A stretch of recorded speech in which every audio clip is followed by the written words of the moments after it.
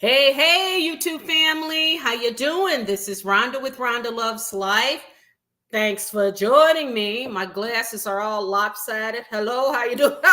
That's how it is. Hey, hey, hey, guys. How you doing? Cheers. Got my raspberry loaf tea. I got to order some lemon loaf when I get a chance. How are you guys doing? Hope all is well with you. Things are great on this end. We've got quite a bit to talk about tonight, okay? We're going to talk about Menendez brothers. I want to ask you guys, what do you think? Do you think that they've served their time? They've been in prison over 30 years. So do you think they've served their time and should be released? What do you think?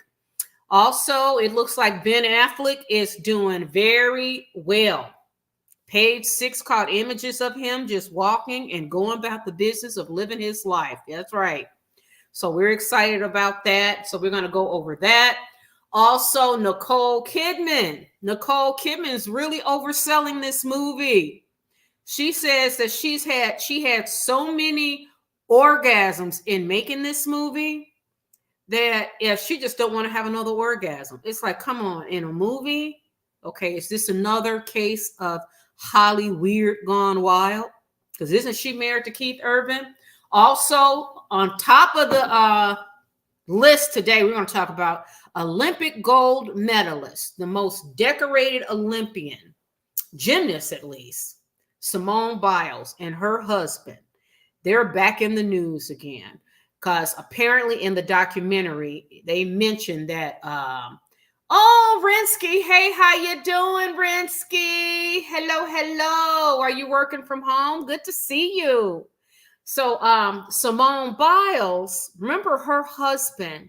He was on one of the sports channels a couple of years ago before they got married, and he says that he believed he's the catch, not Simone Biles, but him. Now, Simone Biles in her documentary on Netflix, I didn't get a chance to see it, but I did see the clips. I mean, I see the little thumbnail. Well, she's upset with the fans because she says that leave her husband alone because he claims that he's the catch. She chased him. I mean, it is. So we're going to go over that. I want to know what you think about that. So, Rinsky, hi, Rinsky. Good to see you. Thanks for joining us. I don't know if it's going to be a bit slow today because we've got Kamala Harris and Beyonce. Beyonce is at her, and they're in Houston, Texas. So we'll see. So you listen to me in the background. I'm not surprised Simone Biles has man trouble. His ego seems to take bruises at her success. I think so too, Rinsky. I really do. And we're going to play his video. And let me see. Is that good? Oh, good. Okay, I'm sorry. I'm looking at the screen over there to make sure that I'm centered right and everything. So, so let's go over. We're going to talk about. Let's go over. Let me share screen here. Let's go over Menendez brothers right quick. I have, Rinsky. Yeah. Have you seen all of it? It is really, really sad. I could not watch. I saw the Netflix series with what's the Spanish guy's name that's married? He's playing the father. It's by Ryan Murphy. It's on Netflix now. I couldn't watch all of it. It was just so sad. And what these two had gone through, the abuse, is just stunningly depraved. And oh, here it is. Let me share this with you here on the screen. It was so sad to me. Menendez brothers' family says they've served their time. Now, this is them now. They both went to jail. They were 20. One was 20, other was 21, right? They've been in jail over 50 years already. So, do you think that they've served they served their time? I think so. I really do believe so. I I could not watch all of the episodes because it was so depraved. It was so depraved. Did you see it? I love true crime, so it's on my list. Was it good? It was very good. Hi, Lauren. Thanks for joining us. Lauren says, I think the father did that. It was so disturbing. It was so sad. But I think, to me, honestly, I think they served their time. I think that they served their time. They've been in prison over 30 years. I think they served their time. So let's look at what this article is saying here. Let's go ahead and look at that. Because you got people that commit worse crimes. I mean, considering the situation, the facts behind this case, I think they've served their time considering they were really abused. So it says here the attorney for Lyle and Eric Menendez said he thinks the brothers are cautiously optimistic that they can see some real relief after the LA County District Attorney announced he's recommending resentencing.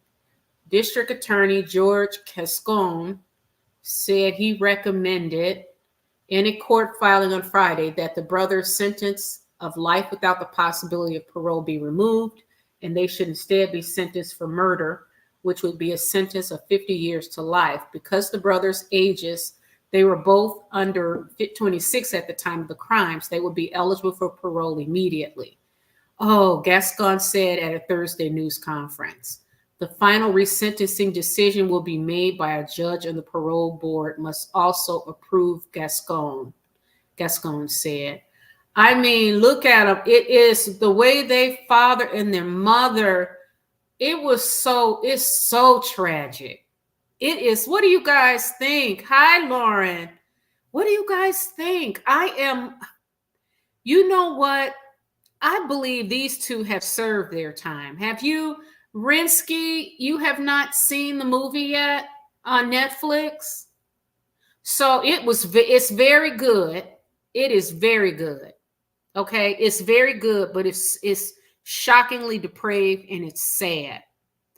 And from what I understand, the abuse detail was allowed in the first trial because I think it was a hung jury the first time, and then the second time, they were not allowed to bring that up, from what I understand. Something along those lines. So I just think it is just terrible. And there were not witnesses, but there were people that had known about it. It's so shocking. And you know, the Menudo guy, one of the members of Menudo, he did on that documentary on Menudo, he said that Eric and Lyle's father, who was like some kind of investor, a music executive or investor in Menudo, that he assaulted him.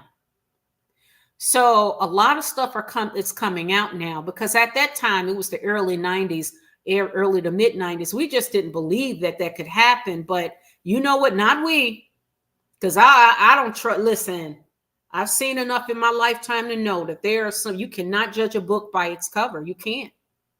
You cannot. You don't know what's going on in people's homes when those doors are shut. Children are voiceless. Children, the elderly. They were adult, two teenagers. They were what, 19 and 20? They're adult men. I think that they should have served time, because they could have just walked away. And just told the world about it. But after 33, 34 years, come on now. I think they've served their time, because they've done, I mean, usually they could have done 20 hard years and served their time. So I think that they should just time served and let them go.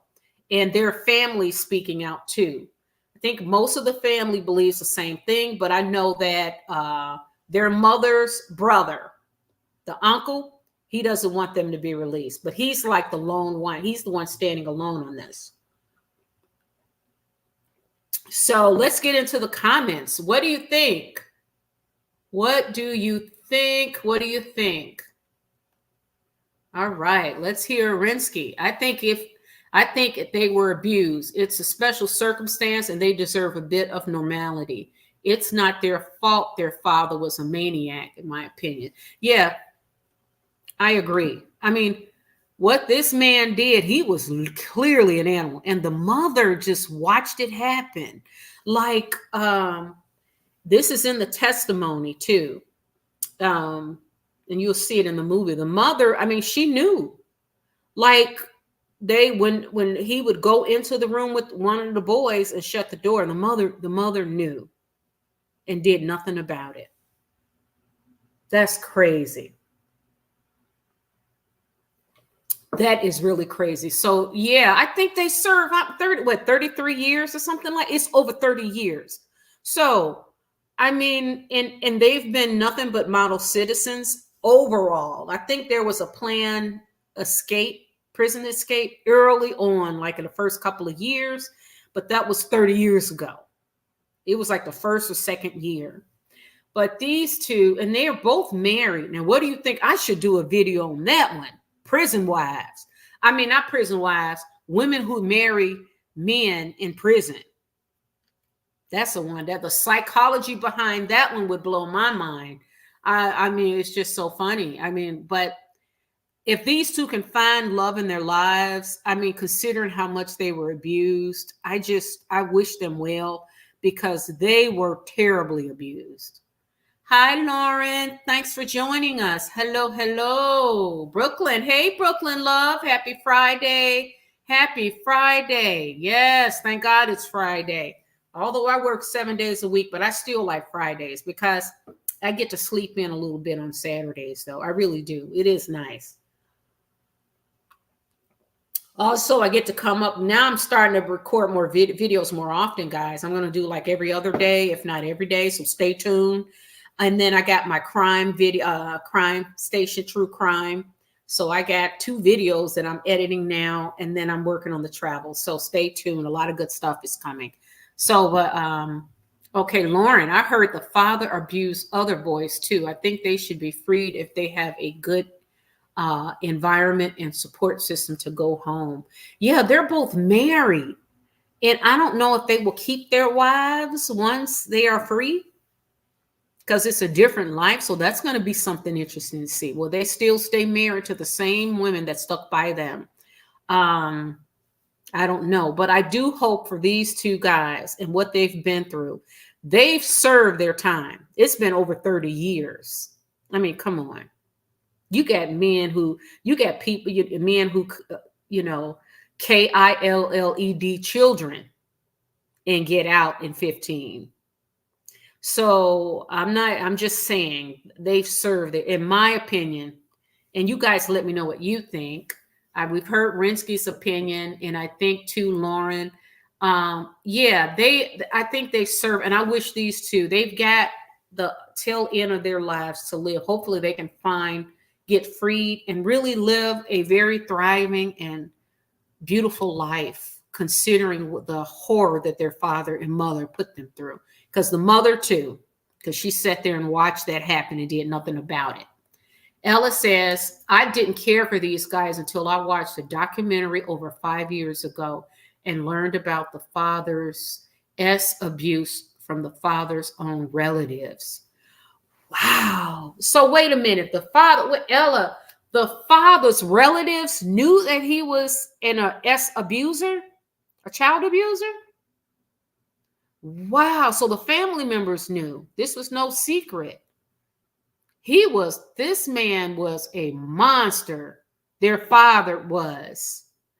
And the way they killed the mother too, because remember they said the mother, they put the gun on her face and blew the trigger. So I'm thinking that a mother's love, what happened with her? Think of it, for those of you who's birthed children or maybe adopted and you love a child, a mother or father, but a mother's love. I mean, I would die for my children.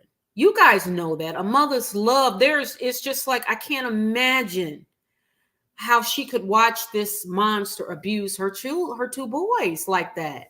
I couldn't. And I know they just probably, I hate to say it, hated her, that she didn't protect them. It's awful. Let them free. And they have been model citizens for the most part. Okay, Deborah, how you doing? Was just going to bed and saw you on. Hey, sit and talk with us for a while. Let's chat. We got a lot to talk about tonight. So thanks for joining us, Deborah. Thank you. Ella, yes. Oh, wow. So the relatives, so the in-laws knew that he was a pervert. Damn. That is so sad. Deborah said, didn't the mother partake in it too? She certainly was very much aware of it and didn't stop it. She didn't stop it at all. And I've watched I've seen so many documentaries on it, but the one that Ryan Murphy's that's on Netflix now, that one is so shockingly depraved. And the mother knew and would be right in the house and know when that door is closed, and she'd hear it and everything. And that woman did nothing. Nothing.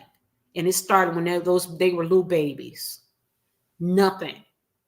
So I would hope the justice system would be sensitive to what these two men had gone through as children. And they have served their time. Because I do believe they should serve time. They took 2 lives. I believe they should have served time. Not 35 years. But I think it's time to let them go. I really do. I think it's time. Lauren says, I hope if they do get out, they become advocates for those who are abused. They can use their story for good. Yeah, I hope so. I hope so. Because what they got a story to tell. Because you know something, what I would like for them to do is maybe once they're out, do some really interviews and maybe write a book, a true book. And then I want them to tell us if all of these documentaries and like Ryan Murphy's series on Netflix, what's true and what's embellishment. But we know the cusp of it, all of the abuse, we know that piece is absolutely true. That's the part. But I'd like to know how much did the mother knew, but I'd like to know examples of how I want to know how deeply she knew. Because her brother is still saying that these two should still be in jail. Why? Why? If they were abused since they were 2 years old. So that's probably when they can remember. That animal was probably abusing them when they were infants. He was horrible. So I can't wait to see. I want to read their book. And also I'd love to see them do interviews. Now, who would you guys like to see interview them? You know who I don't want to see interview them? Big O. I don't want Big O going near that because Big O blew her chances when she let Meghan Markle and Prince Harry go on her. She decided to go on her platform or her wife's platform and spew hate towards someone, and they could not defend themselves. I don't like that.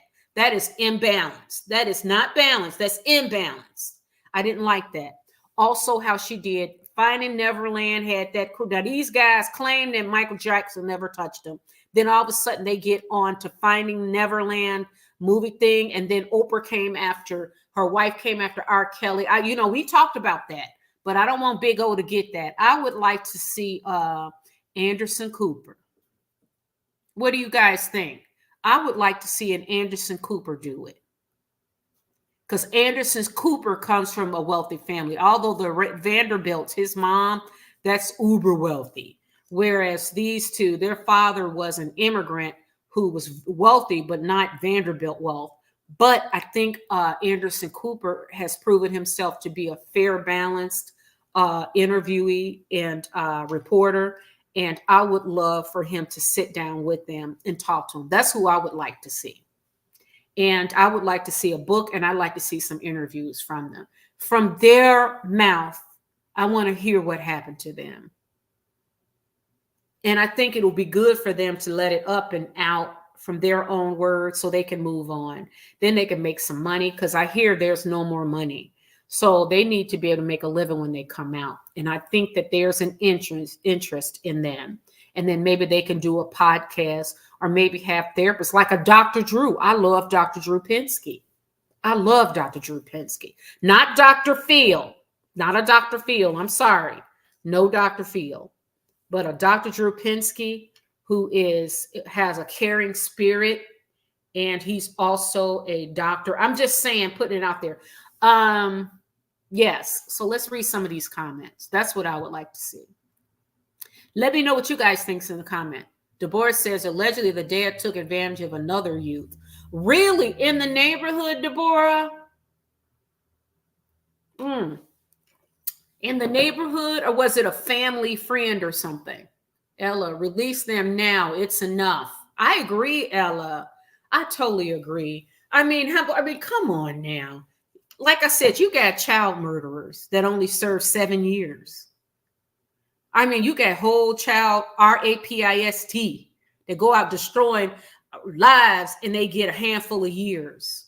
And these two, I mean, what they did, they served their time. I mean, they have served their time and more. Over 30 years. Brooklyn Love, how could a mother allow that abuse to go on? Yeah, a mother too. A father, how do you? That's why I wonder, I would like to know more about the father's family of origin, because he's from Cuba. Where did he get that from? Like, where did he get that he thought it would be okay to basically rape his own sons repeatedly for years? No, over a decade. One of them, I think it was Loud, that said he was still doing it. One of them said he was 18. It was like, what? What kind of shit is this? So I would love to know his father's family of origin. Because where did he got it from somewhere? Usually those abusers like that, they get it from, they were abused themselves. So I'd like to know his family of origin. What happened with that family? And then what happened with their mother, the fact that she married him, and then the fact that she stayed leads me to wonder what's going on with her family of origin. Because I can tell you now, because sometimes you may not know a person's secret. It may just shock you. I mean, what I'm saying is you could be married to someone and not realize they got them kind of think they're that sick. But then once you start to get wind of that, I am not that kind of woman that's going to sit there and just allow it. That's just not going to happen. Here's another thing too. Side note, they say that men who like to abuse children, they like to pick single women, single mothers with kids. Now, I'm divorced, so I had kids and I am single. But my kid's father, he's always been in their lives. But the one thing I always kept in mind, I was never going to I just didn't want to bring another man in my house. But, not because I thought they were going to be abused. You know what it was that I felt like in a house with me and my kids, this is our home. This is our house. This is the house that I was raising them in when my ex and I, we divorced. I didn't want to bring another man in because he'll think it's his house too. And I did not want the kids to think that, oh, okay. And my son, it was just, I had a problem with that. I struggled with that's why I did not wait to get serious with anybody until my kids got in high school. But back to men, they say men who are known to do what these guys' father did, they target women with children. I think they target single women with children, and I think they target a certain kind of woman. And it's a woman who have children where the father is nowhere around. And I think that for some reason they can psychologically pick up on the woman. They can get away with that because not all single mothers will put up with that. They just not. But their mom, Kitty, I think her name is Kitty Menendez, she put up with that man abusing them kids since they were 2 years old. And she just sat there and watched. So her brother needs to shine a light on that. How is it that it's possible that your sister would allow that? Shine a light on your family of origin, because I don't get that. Because I don't, not to say that I know everybody. I know me, and I know my sister. No, that's not happening. No, our brains are not like that. We're not. But I think predators know how to pick their prey. They know how to identify their prey. I really do believe that. I really do believe that. Brooklyn Love says, I agree with Lauren. Yes. Deborah, Big O would probably get off on it, just saying, no telling. She is, you know what? I've lost all respect for Big O. I have. I'm sorry. I'm just being honest. I'm being honest. What was that lady who interviewed H&M? Her cast, she also went through mental issues. What lady? From CBS? Her ass. Which one, Deborah? The CBS interview? That was you talking about CBS interview? Who was that? Who was that that interviewed Harry and Meghan on CBS? Dr. Drew would be good. Yeah, Brooklyn Love. I like Dr. Drew because Dr. Drew is, although he's an addiction specialist, he's been an internist for many years, but he's been around celebrities and addiction and the psychology of it.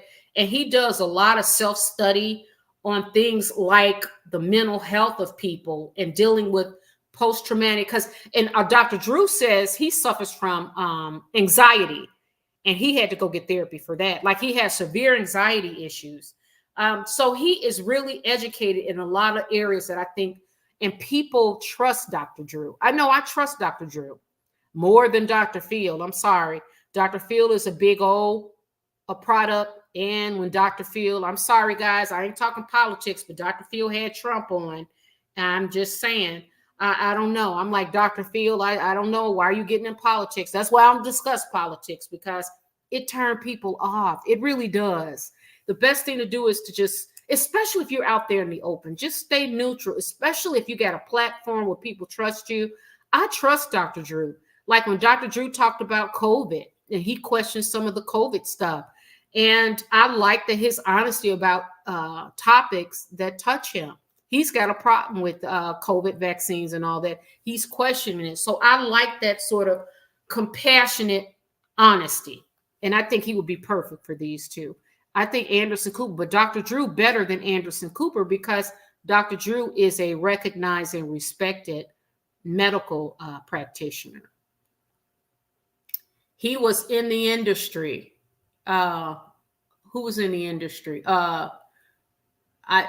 Big O. Yeah, Dr. Drew has been, the Celebrity Rehab I love Celebrity Rehab. I watched that, and it was like 3 or 4 on there died. It was, they could not survive the addiction. But I listen to Dr. Drew when I'm working. Let me show you. I put him on Spotify because I really like him. And I don't agree with everything that he says. Like, even with the COVID, I was like, early on, I'm like, I'm going to get that vaccine because everybody was dying, right? And he was questioning it. But I didn't cut him off because he was questioning it, because I do respect his opinion. And he's just questioning. What's wrong with questioning? Let me show you Dr. Drew. I love listening to me some Dr. Drew. Let me show you. Hold on. And maybe you guys, here he is. Let me put it. Dr. Drew Pitsky. Yeah, see?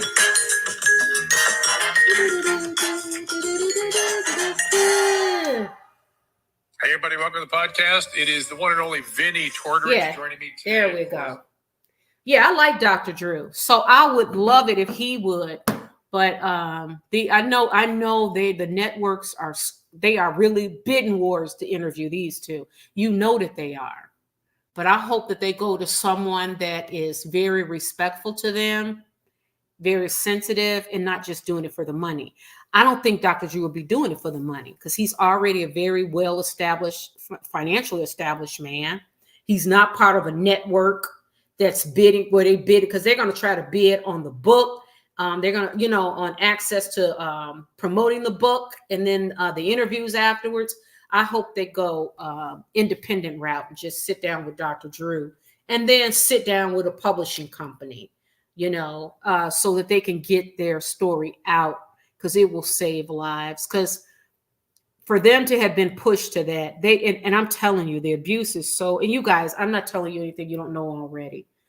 Brooklyn Love, I hope they get intense therapy to deal with the outside world. Yeah, that's 35 years.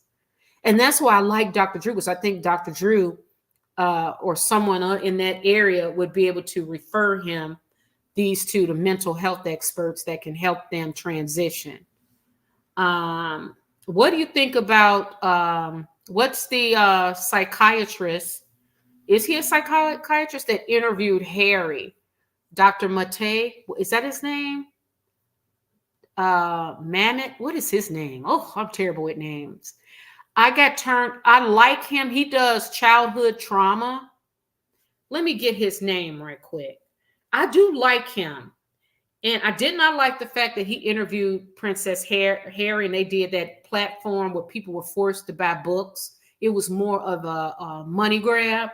But he did admit that he said he has PTSD from that interview.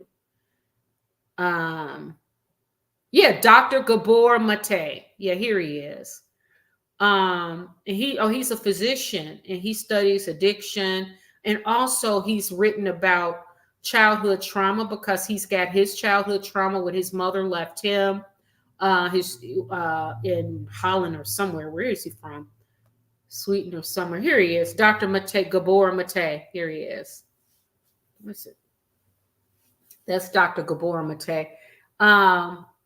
And then this is how, let me see. You can't see. It's Gabor and then Mate. Now, I like him too. And I'm glad that he was honest about his regrets for doing that interview with Prince Harry. Because when I saw that he did that interview, because I watched him a lot because of childhood trauma. And those of you that know me know that I lost my mother at 11. Well, it's 5 of us, my siblings. And I lost my mother at 11. I was 11 when we lost our mother. And my dad ended up being a severe alcoholic, and he died from it. I had to bury him. We had to bury him. I say because I'm doing the videos, but it's 5 of us. So we had childhood trauma. And after my divorce, when I went through a very dark period, and I had to get intense therapy and treatment for that childhood trauma.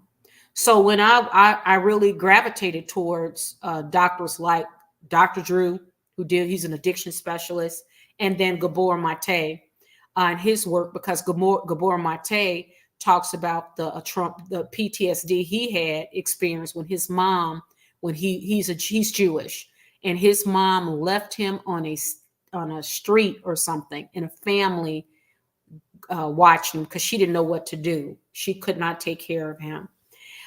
So he studies that in extensively, childhood trauma.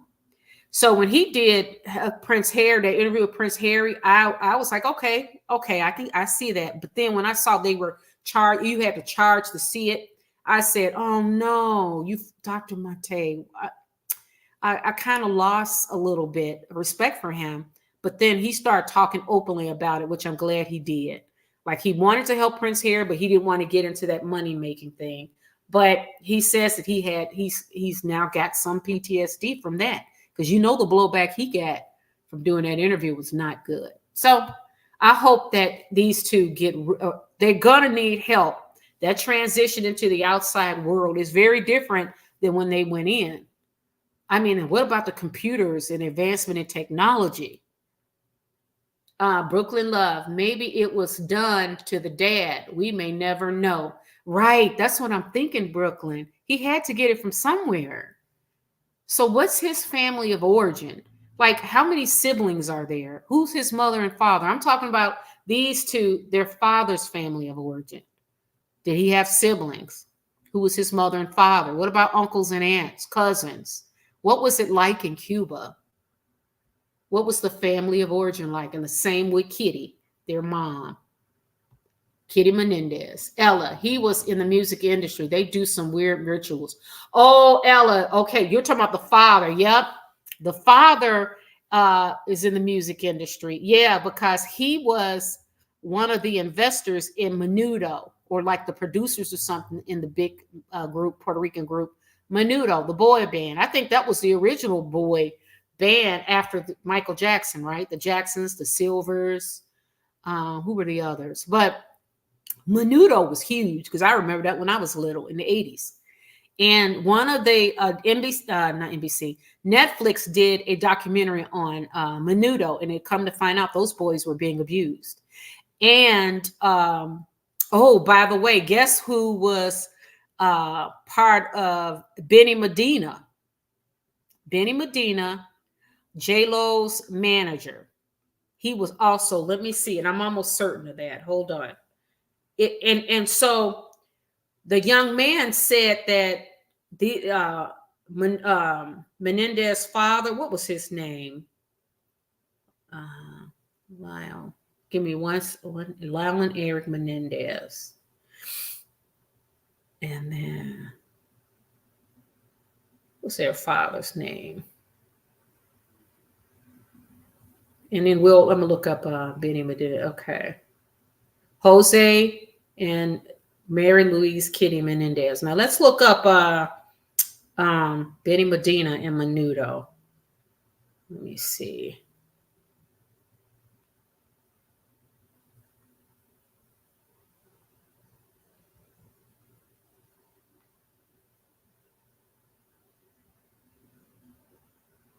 Menudo.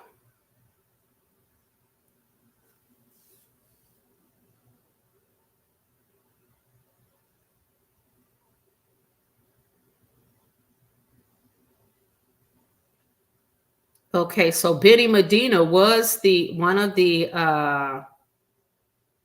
they were saying that according to Wall Street, Benny Medina, the Fresh Prince of Bel-Air was off of his life.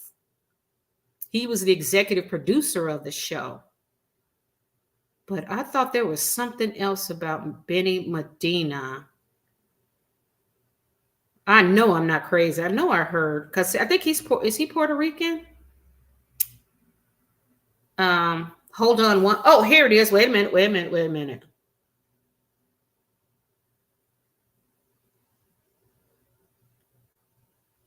Oh, okay. I know. Okay. All right, I got it. He was managing Ricky Martin.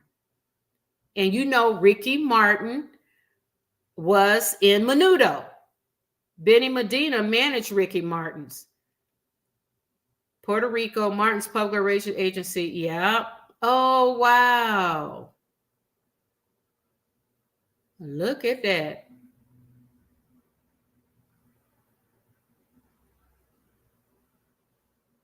Huh, look at that. Small world, ain't it? So he's a talent manager. Oh, okay. So and now he's managing J-Lo. J-Lo. No, he was with the group Apollo. He was part of Berry Gordy's Motown in 1979. What? Then he became the head of A&R Motown. And he wrote and produced acts for The Temptations, Smokey Robinson, Rick James, and Tina Marie.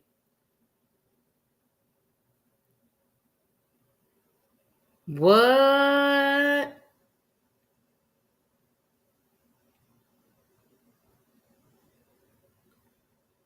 Oh, Tyra. Oh, my God. He managed Tyra Banks, too, and P. Diddy, Mariah Carey. Oh, look at that. See?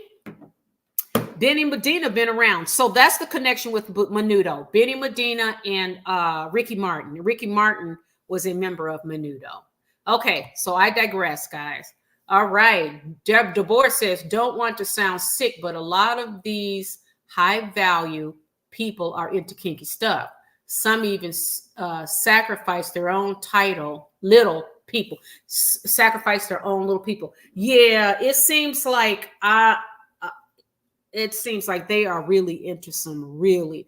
I mean, it's like it's better to be the working poor. I don't want to be poor, but I don't mind having to work every day to keep my lifestyle. I don't, because if you to be around in them circles, you got to really be careful. Deborah, yeah, because they get access to little people. They do. How do these parents turn over their kids to these celebrities? I don't get that. And then they go to act like, how come people when they interview these kids, how come no one asks about the parents? Like Justin Bieber. How come you not Usher? How does Puff Daddy get custody of Usher? He got a whole mother. How does that happen? Lauren said, I've heard that. That's like Madeline Soto. That's a sick situation too. What's going on with Madeline Soto? Lauren, let me type that up. What's going on with Madeline Soto? Let me type that in. Madeline Soto news.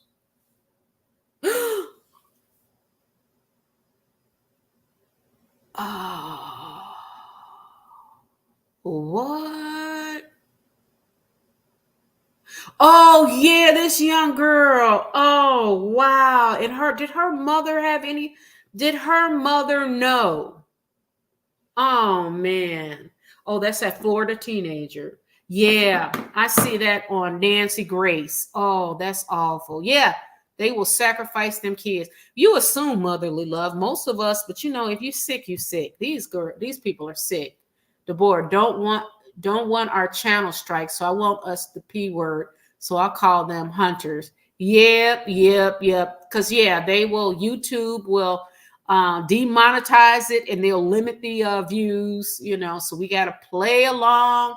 Jane Pauley, thank you, Ella. Jane Pauley was the one that she interviewed Harry and Meghan. Yes, she did.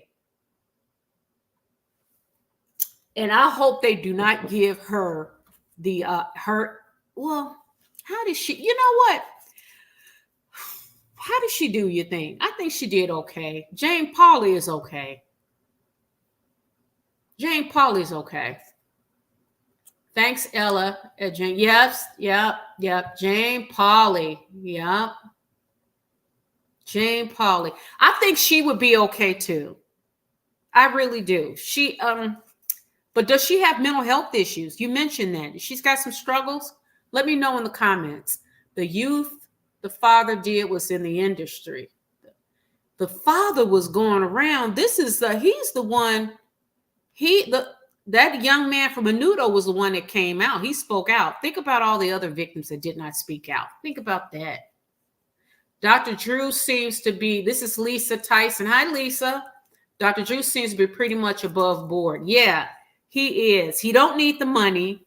He's been working over, I'm saying 30, but it's more like over 40 years. And he's committed a lot of his time to addiction and mental health and all of that. And it's like he just embraced him. He just embraced the whole cause, and he lives it. And I like that. And he shares about his anxiety and how he struggled with it, because you need authenticity and honesty about what goes on with yourself, because we are all human and we are all flawed, and we are just trying to figure it out. What the thing is, you want to just make sure you try to do the next right thing. And that's what I like about Dr. Drew. And I'm able to connect with him that way, because I don't suffer from anxiety. Mine was PTSD. It really was, living with a severely alcoholic man. But my sister suffers from anxiety, and she struggles. So it's real. I mean, it's like you can't. And then I remember I had a neighbor many years ago. It just came upon her. And then she started dealing with her traumatic, because her father had actually killed the cat in the house growing up. And then he had mental health issues and killed himself. So fast forward, in her 50s, she's driving on a highway. She had to stop. She said that she couldn't breathe. And then she just felt like the whole world was closing in on her. So she pulled off along the side of the road and she called for help. And then that's when later she was diagnosed as having PTSD and severe. It just came on her. So it sounded like she was burying and we talked, it's no secret, she was burying all of that pain, burying it until something triggered it. And then now she can't get on highways either.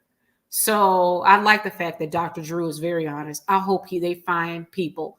I don't want them to get caught up in the machine of celebrity, in the machine of how these major our what do you call it? Our traditional news stations, legacy news, and all of that. I'd like to see someone independent that can really connect with them in an authentic way.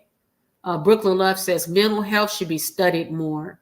There's many people with bipolar, schizophrenia, ADHD, anxiety, multiple personality disorders. Brooklyn Love, that's so true. There's a lot of people out there suffering.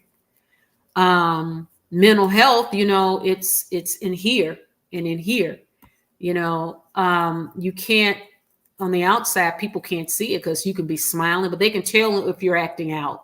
We know that.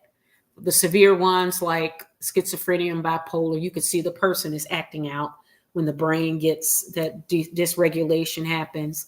But what about those just depression, constant depression all the time? Or, so there are different degrees. It's on a spectrum of mental illness, but there are people who are suffering.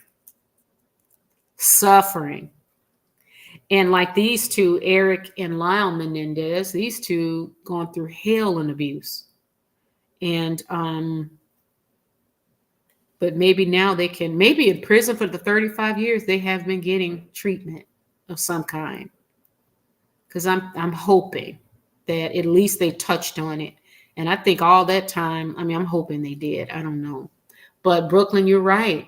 It needs to be studied more. We need to put more value in it's a whole different topic on how much our country invests in the mental health of people.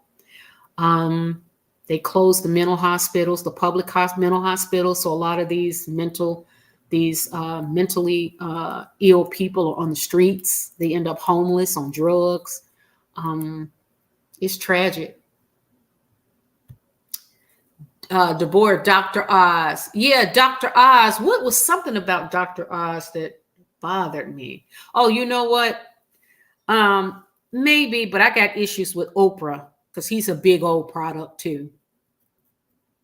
So, but Dr. Oz, yeah, but he wouldn't be on my top. But Ella, they canceled Dr. Oz when he was running for Senate. Oh, yeah, he got into politics. That's what it was, too. I'm like, oh, man, you got into politics. Oh, you can't serve two masters.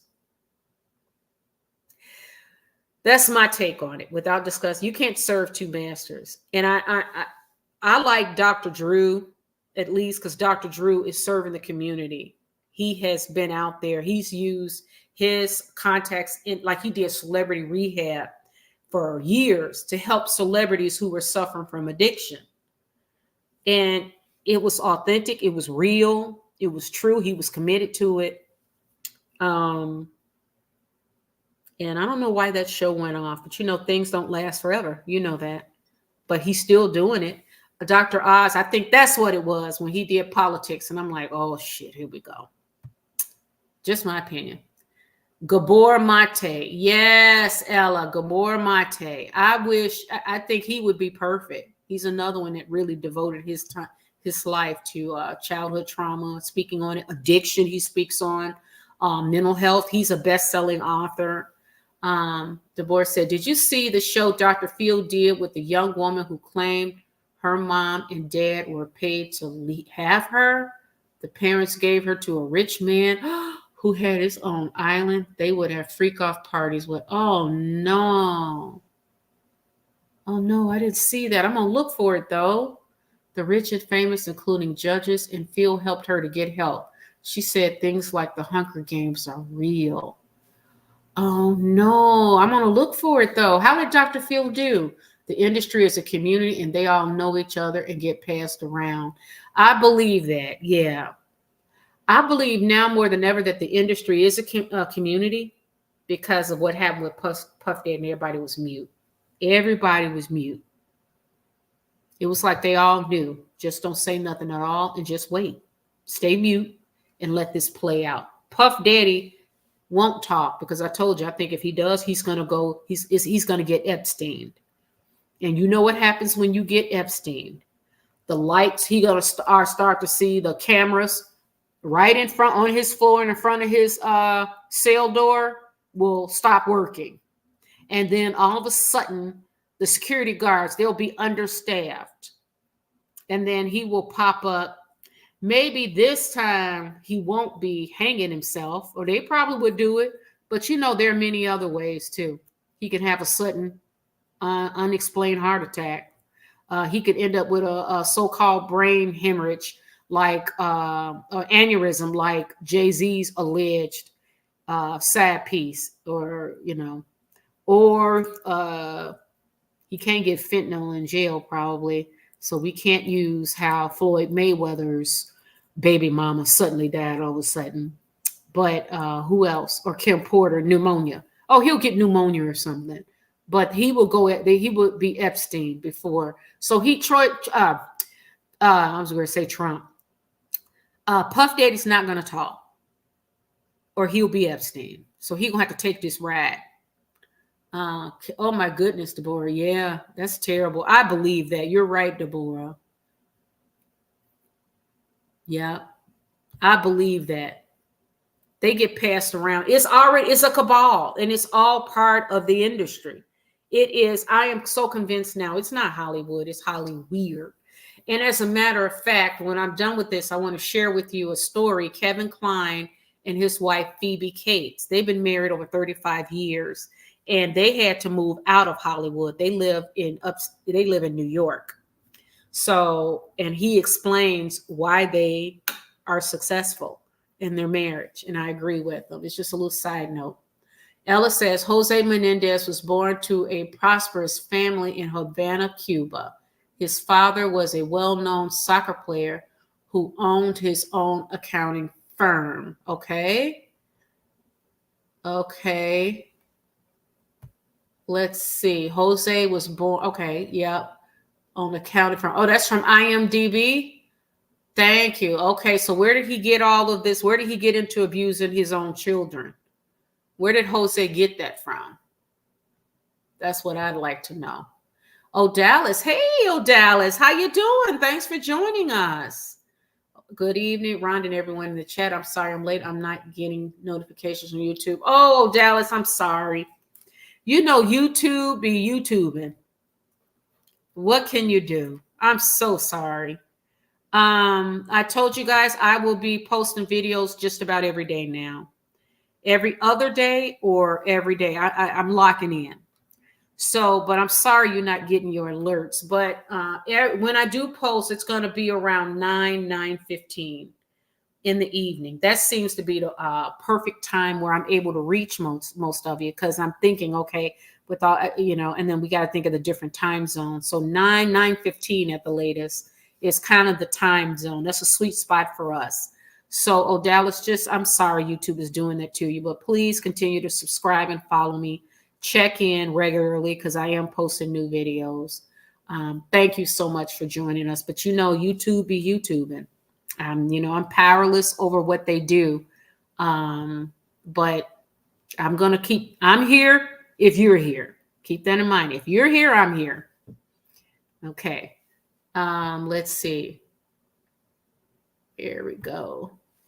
Deborah, wow, Ellis. So he was broken into early. Oh, Lord.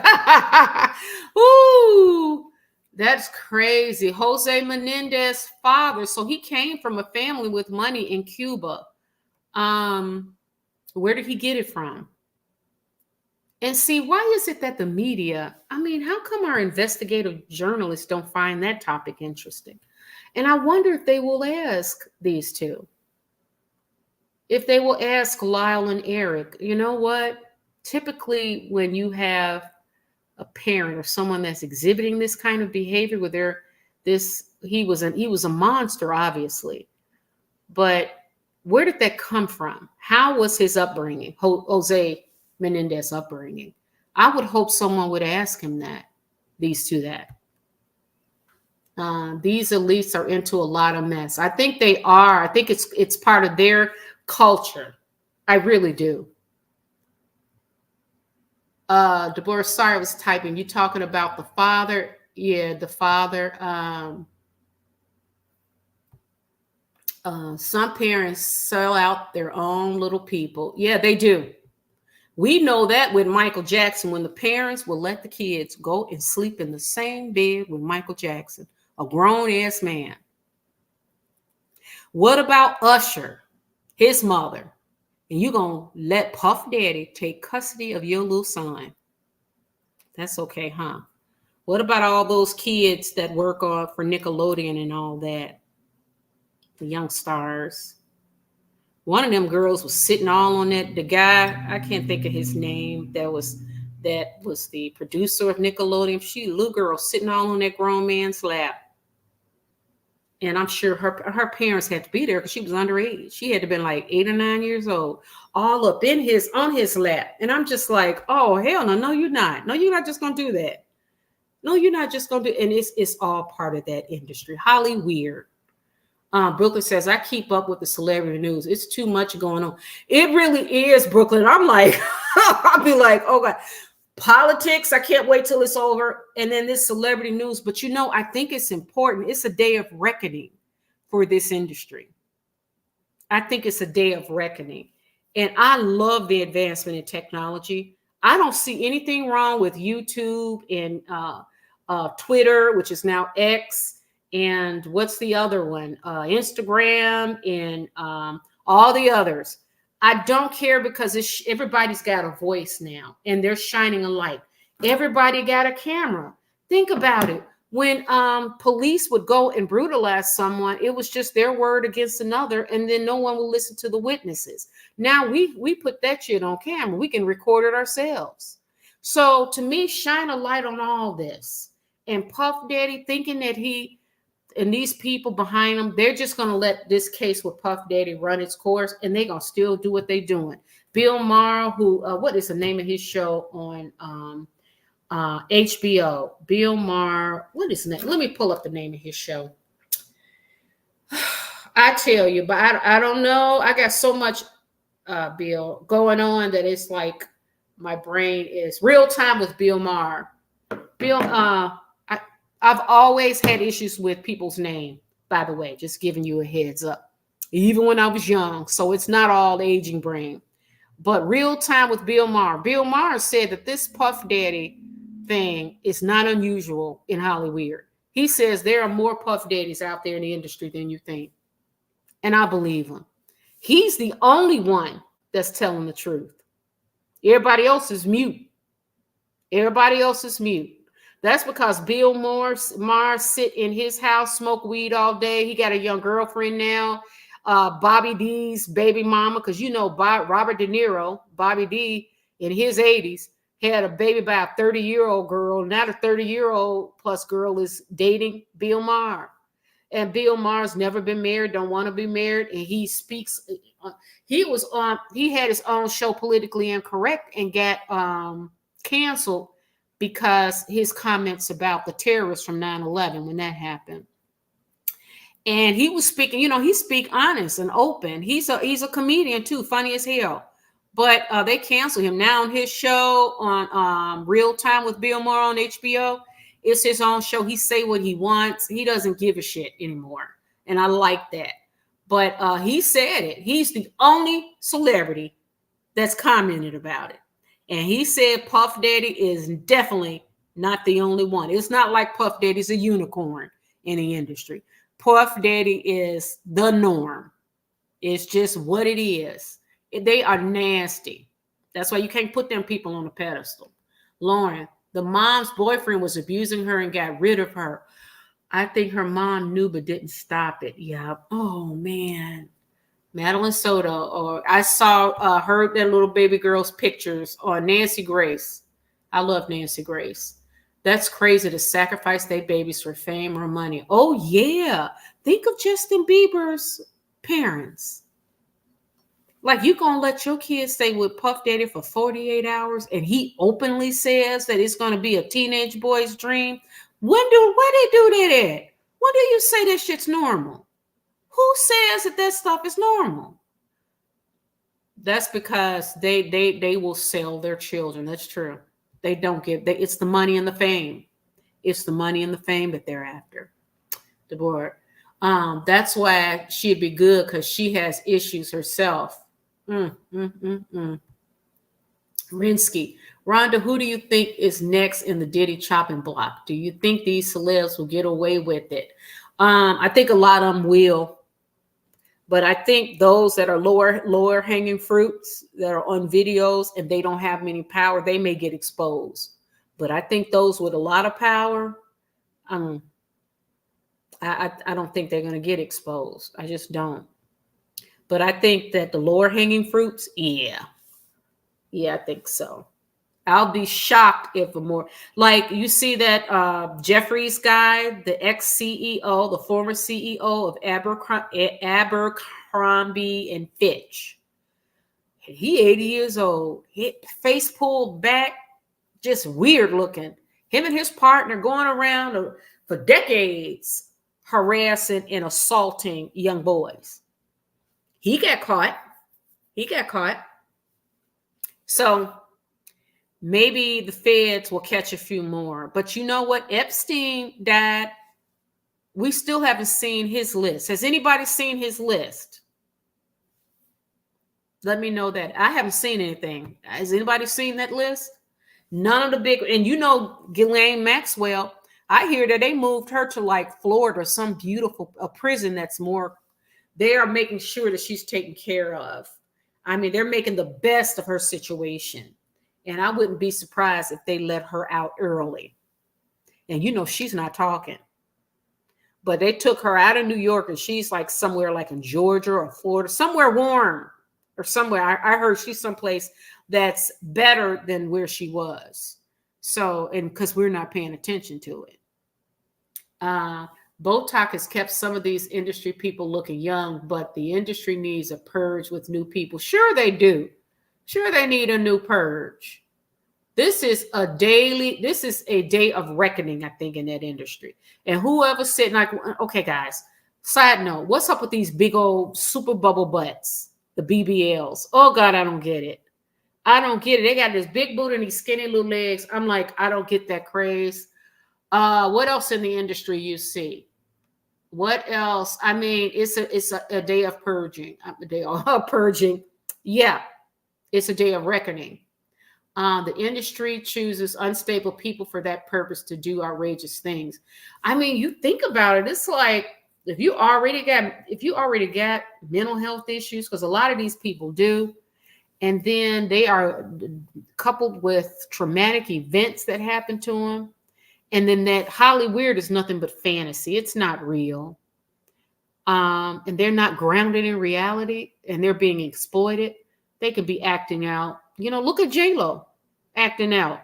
That girl, J-Lo, she been freaking off for decades. She made her hundreds of millions, and now we're starting to see with her acting out. Now we see the real J-Lo. And that's nothing pretty. All on the outside, perfect. But then on the inside, you like, wow, you really did do them freak offs. That's crazy. I thought Oz left the old plantation. I don't know if he did. I think so, because I think as a senator, he ran. Oprah's like a liberal Democrat, and he's I think he ran as a Republican, right? Dallas, our mom married an alcoholic. After my dad passed, we all have been in therapy for anxiety and PTSD. No abuse, but crazy and mean to us. Oh, Dallas, I'm so sorry to hear that, but congratulations on the therapy.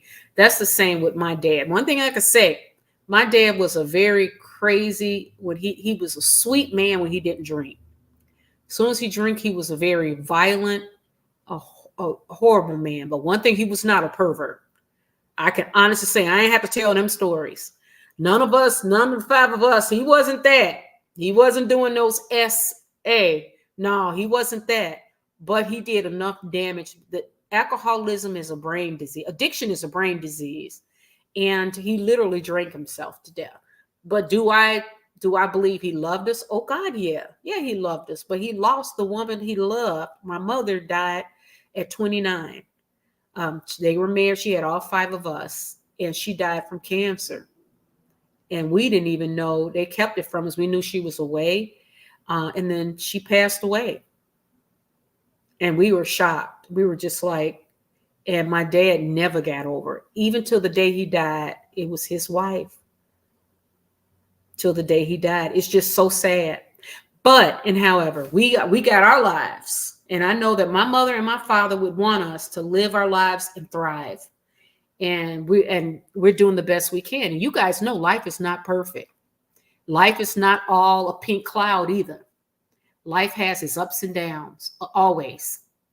You got to learn to ride it and just accept things that is, learn, just let go, let God, and have a spiritual foundation. I call my higher power God.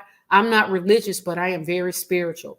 And as long as I stay plugged into God, as long as I do the next right thing and keep my yard clean, my front yard clean or my backyard clean, and I keep my family and friends, my family and my friend circle small, I'm happy.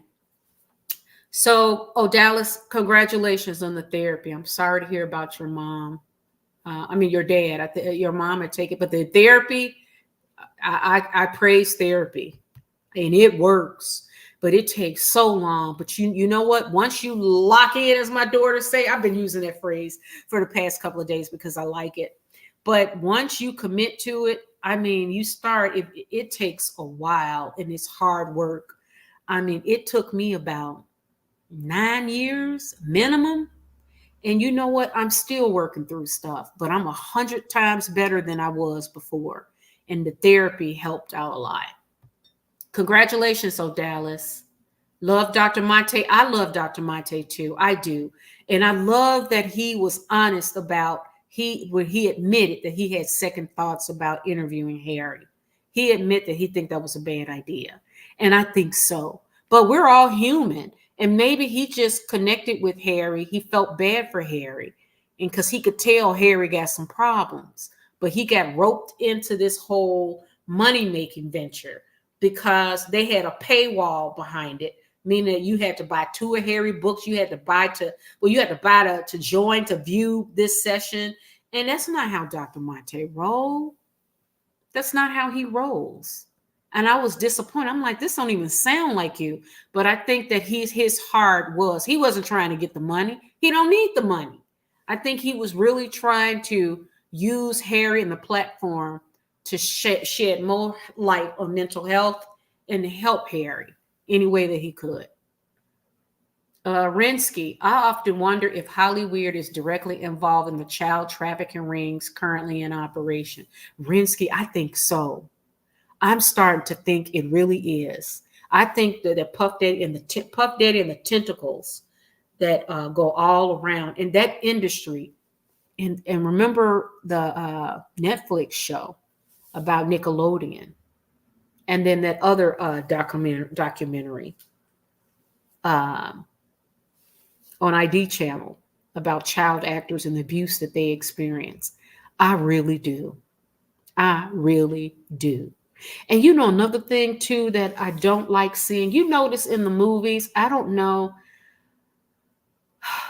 if there's too much gratuitous sex and violence, I turn it off because I'm tired of seeing it.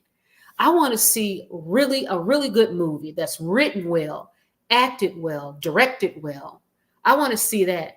I don't want to see a woman's tits and ass. I don't want to see it. I don't know why you guys got to put it in there. I don't want to see all the pow, pow, pow, pow, pow, pow, pow, pow, pow, and all the violence. We can know someone dies by one pow. It's just like in the blowing up stuff. I don't know. I need to see more. And I'm not alone. I know my sister and I do that. And then my kids, we'll be sitting here watching. We saw Oppenheimer. And let me get the actress name in Oppenheimer. And my kids and I saw Oppenheimer together, and we all said the same thing. Hold on. Oppenheimer, the movie. Yeah, here it is. And let me get you to cast her name. Florence Pugh. Good actress. Here she is. She's an excellent actress. She was in that Marvel movie with Charlotte, was it Johansson? Charlotte Johansson? Anyways, I'm terrible with names, but she was sitting in the chair with her breast showing while Cillian Murphy was with his clothes on, and they were having a conversation. And I thought to myself, why are they showing her there with her breast out? Like, why did they need to have that in the scene? And you know something? She would not have gotten that role if she didn't agree to that. You know that? That you got to show your tits. That's basically what they're saying. She's an excellent actress. I saw her in Little Women a couple of years back. She was in that movie with Scarlett Johansson, that action movie. Very good. She's versatile. She's very talented. Cillian Murphy's an excellent actor. But why is it that she had to sit and show her breast in Oppenheimer? That's the stuff that I don't like. And the kids and I were talking when we saw that movie, and we all agreed. It was like, why did she have to sit there with her breast out? Why? It was not pivotal to the movie. So why did she have to sit there like that? So that's the stuff I'm talking about that I don't like. Also, let me share with you. We're going to close that one. Let me right quick. Did you guys remember Fast Times at Ridgemont High? Those of you that are in my age group that was teenager in the 80s. Remember Kevin, Phoebe Cates? So Kevin Kline says not living in Hollywood is the secret to his successful 35-year marriage.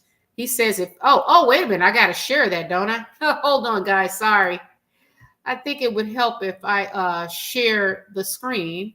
Hold on one second. Let me share it with you. Yeah, here we go. So let's share that. Here we go. And you know, she's so pretty to me though. Kevin Kline says not living in Hollywood is the secret to a successful 35-year marriage to Phoebe Cates. And he says if your marriage lasts more than 6 months, you're already in the Guinness Book of World Records. That would be in Hollywood, right? So here it is. Kevin Kline and Phoebe Cates have been married for over 35 years, and the actor credits the success of their relationship to the long distance between them and Hollywood. Speaking with Business Insider for a story published Thursday, October 24, 77-year-old Kline opened up about how he and Cates, who starred in Fast Times at Ridgemont High and Gremlins, keep their marriage fresh after so many years and so much time in the entertainment industry. If your marriage lasts more than 6 months, you're already in the Guinness Book of World Records. If you're a Hollywood marriage, Kline joked to the outlet. Okay. Now, see, here's a picture that's more famous. They got 2 kids. See, remember them? They've been together. She was so adorable to me. She's still adorable. She's a little bit older than me, but she is too cute. I remember when in Fast Times at Ridgemont High, didn't they make her do topless, or did she do a bathing suit? I can't remember, but I think they made her do topless, but I can't recall. But you look at this; they are, and he still get work. She decided to stay home. She has a boutique in New York. They live on the east side of in New York. They call it, what do you call it? East side something. I don't know, but Upper East Side. I'm sorry.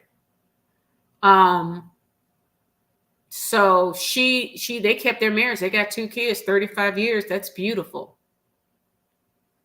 That is very beautiful. Very beautiful. And I like seeing that. What you guys think? These 2. Look, I'm 35 years and he's an actor. And she owns, like I said, she owns a boutique in New York. a little boutique. And I think I like that because she said, he's more of the seasoned actor though, because he's been around a while. And she just made a sacrifice. She was like, listen, and then they moved out of Hollyweird. They said, no, we're not having, and in Fast Time, I'm almost certain in Fast Times at Ridgemont High, I think they had her as the sex symbol. And she was like in a bathing suit or something. And then I think they made her go topless or something. I do remember that. They exploited her. I do remember that. Dallas said, Madonna's butt. Have you seen that? Oh my God. Oh God, yeah. Did you see that image of her? She was on the floor like she was looking under the bed and her butts were up like that. And it was like 2 balloons under skin. I was just like, look at that. Look at that. I said, godly. I mean, Dallas, so sorry about your mom. You're great. God bless you. Oh, that's so sweet. Dallas, I love you guys. Deborah, thank you very much. God bless you guys too. God bless you guys too. Yep. Yeah. They are allegedly linked to the street. Usually the makeup artists, lighting director, bodyguards get their prostitutes or drugs. Yeah, it's like they all work, you know what they're doing. It is. I like to see this kind of stuff, couples that get out of Hollyweird, because those that do, remember I told you Opie, Opie on the Dick, is it not Dick Van Dyke? It's what's the name of that show with Ron Howard? Oh, and he was on Happy Days. Do you guys remember Happy Days with the Fonz? So that is Ron Howard. Now he's been an exceptional producer and director of movies. Like he did Apollo 13.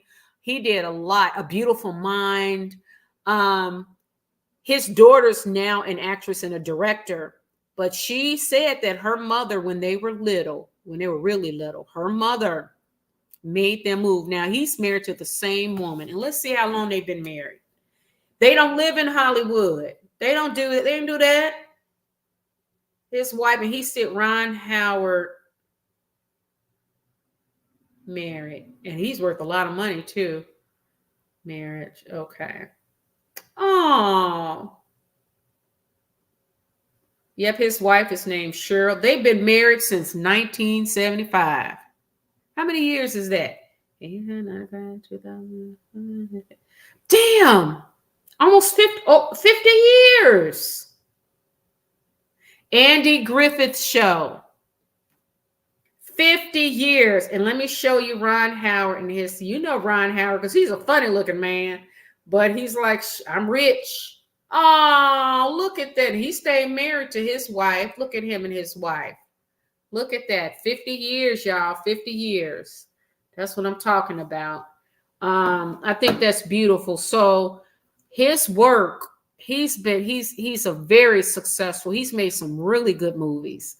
And his daughter, she shined a light on. She said her mother, when they were little, her mother said when they got school age, she was like, out of here, time to go. And because she knew, she don't want her kids going to school with no Kardashian types. Because Kris Kardashian put Kim, that's an original pimp. She put Kim on birth control when Kim was 11. I said, what? Yep, they did. Okay. Lauren, I don't like all the violence and nudity in movies either. It's unnecessary. Lauren, it is. I agree. It's like, why do we need all that? We don't need that. Come on. Give us some real work. But you know what? They dumbed down the movies like they dumbed down our music. Remember we talked about, they use the corporate music. So they use these, they fill the movies up with gratuitous sex and gratuitous violence because they don't have to really pay money for a good writer and a good director. That's what it is. It's cheaper. And it's like, why would you do that? Like our music. What happened to good music? And the same with movies. Like, why? Oppenheimer was so good. But I saw her, Florence Pugh, and it made me sad. And my kids spotted it too. It was like she had to sit there several times One episode, they had a long dialogue. And if you guys see Oppenheimer, I don't know if some of you have seen it yet. That girl had to, this young woman, rather, not a girl, young woman, who's very talented as an actress, had to sit with her breast showing and have this dialogue with Cillian Murphy. How come Cillian Murphy didn't show full frontal nudity? Why not that? I mean, and he's an excellent actor. The movie was good, superb. That part, I was just like, and she would not have gotten that job. If she had told them, no, I'm not doing any nudity, they would not have hired her. They would have cut her out. So we already know that she does what it takes because it's a craft that she's really excelling at. She's very talented. But I don't think she's the type to be off at freak-offs. But I think that she is one of those talented actors and actresses that realize the only way to make it in that industry is you're going to have to play to pay. And I think that showing her breast while she's still young in a movie, she was willing to pay that price. But I think it's unfortunate that she had to do that. Rinsky, what are your thoughts on Ashton Kutcher and his involvement? It's kind of suspicious in my opinion. Yeah, he is so totally in it. You know, he's quiet. Has anybody heard anything from him? He's mute. I love mute. I love it when I watch it. When people get quiet, you got to watch them. And I think it's smart. The best thing to do is don't say nothing at all. Just move in silence. Move in silence. That's the best thing to do. And he's been really quiet. They all have, because they're hoping this case run its course. Because when is the court date? In May 2025. So these people, these celebrities are quaking in their boots. And they're sitting there just waiting and watching the clock. Like, oh God, please. Hoping that none of them tapes will get exposed. Because if they don't show the tape, you know what? If they don't show the tape, any freak off tapes with them, they're free. If they don't get called, so they're just waiting for the court case to run its course. But yeah, Rinsky, I think Ashton Kutcher was at plenty, in my opinion. I think he's freakish, and he was at plenty of those freak offs. Also, his wife, are they married? Mila Kunis, wasn't he kissing her? She was on, was it Jay Leno? Not Jay Leno, The Tonight Show. I think it was when she was a teenager, saying that Ashton Kutcher was putting his tongue in his mouth because the guy, his friend on there that's now in prison for and several women, he's doing like 50 years or something. And Ashton and Mila now wrote a letter to the judge after the court, the jury found that man guilty. Masterson. Is it Masterson? Something Masterson. Well, Masterson had a bet with Ashton Kutcher years ago when they were on that 70s show. And the bet was that he would kiss Mila Kunis. And Mila was laughing and said Ashton put his tongue in her mouth. And Ashton said, no, I didn't. And it's like, okay. So I think, yeah, in my opinion, I think that Ashton Kutcher, absolutely. And he was hanging with Puff Daddy and all of them. Oh, yes. Oh, yeah. I have no doubt in my mind. Plus, remember Ashton Kutcher. Now, remember, his star roles too. Because remember, he started out as a boyfriend of Brittany Murphy.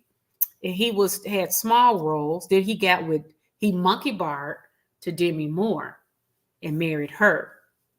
And then once he got status, because he was getting in movies with Cameron Diaz. Remember that movie about that Las Vegas movie he did? He had that movie with Bernie Mac. He had some, and he ended up replacing Charlie Sheen on what is that guy? It was on CBS. I can't remember. It was two brothers and a guy, something like that. Put it in the chat. Because Charlie Sheen went off the rails. So Ashton was getting paid big money, and and then he dumped Demi Moore. Then he got with Mila Kunis, which is who he probably wanted to get with in the first place. And they had 2 children, and now all his secrets are coming out. So he's mute. He's just trying to wait and see. Oh, Dallas, that's great. They moved out. Yeah.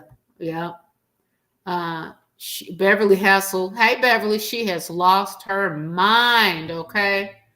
Lauren, they're a great looking couple. Yeah. Oh, yeah. Yeah. I thought Phoebe Case was so adorable too. She's a little older than me, but I remember her in Fast Times at Ridgemont High. And she was just so adorable. And I always thought they were a cute couple. He's always worked. So I guess they made an agreement in their marriage that he would work and she would stay home with the kids. They moved to New York, and I can see them moving to New York in a way because of the culture. And these two are rich. They up in the Upper East Side, and now she's got a little boutique that she's been running for many years. So they're living the life they want. And the kids, I mean, one thing you can say about New York is a lot of culture. I mean, beautiful place. I love New York. It's a lot of people. I'm a city girl. So I grew up in Chicago, so born and raised. So I tend to like big cities when I travel. Like my favorite place is Paris, big city. I like Rome. I went to Rio de Janeiro, got mugged. Remember Buenos Aires, just got back from there. Big cities. I love big cities. Lauren, Madonna face is bad too. She's had too much plastic surgery. Yeah, Lauren, that you know what? I wonder why is it? Are there any celebrities that just quit while they're on top? Are there any examples? If you guys can find some, let me know in the chat. Because I'm trying to think of celebrities that got to the peak of their fame and said, okay, I'm going to retire now. I've reached my peak and I'm going to retire now. And that's what I hope Beyonce would do, because she's reached her peak. I don't think there's any higher you can go now. So just go private. Don't make fame. Don't get so addicted to fame where it becomes all you strive for. If you got more money, more fame than God, what else do you want? Just let that go, and then just really lock in to just living and thriving in private life, loving on your children, spending time with your family, learning a new craft, a new passion. Do something else, because you know what? And I tell you guys, I told you before, and I believe this. This is my belief because I know it and I see it. This man-made, this earthly possessions that we get, that won't satisfy us. It's not. It's not going to satisfy us. That's not where you get your reward. It's being rooted in spirit, having a higher power, loving your family, being loved, having friends, being a friend to someone, helping others. That's how you thrive in life.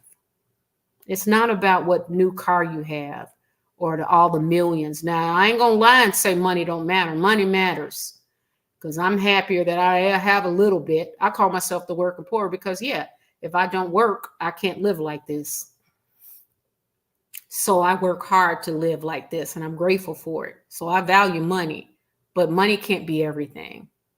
Like, so if you get hundreds of million, what more do you want? Like Beyonce, you can't, how much money is enough? She is the most popular female artist other than Taylor Swift. Same with Taylor Swift and her with this guy, Travis Kelce. Why are you guys, they're being marketed as a couple because they're a commodity now. How much money do you need? If you two are really loving each other, what? So anyways, that's a side note. Cammie. Hi, Cammie L. I used to want to be a singer and actress, and I'm so glad now I'm not part of this industry. Cammie, you have dodged the bullet, because the industry is nasty. It really is. It's nasty. It is really dark and nasty. It's a day of reckoning now.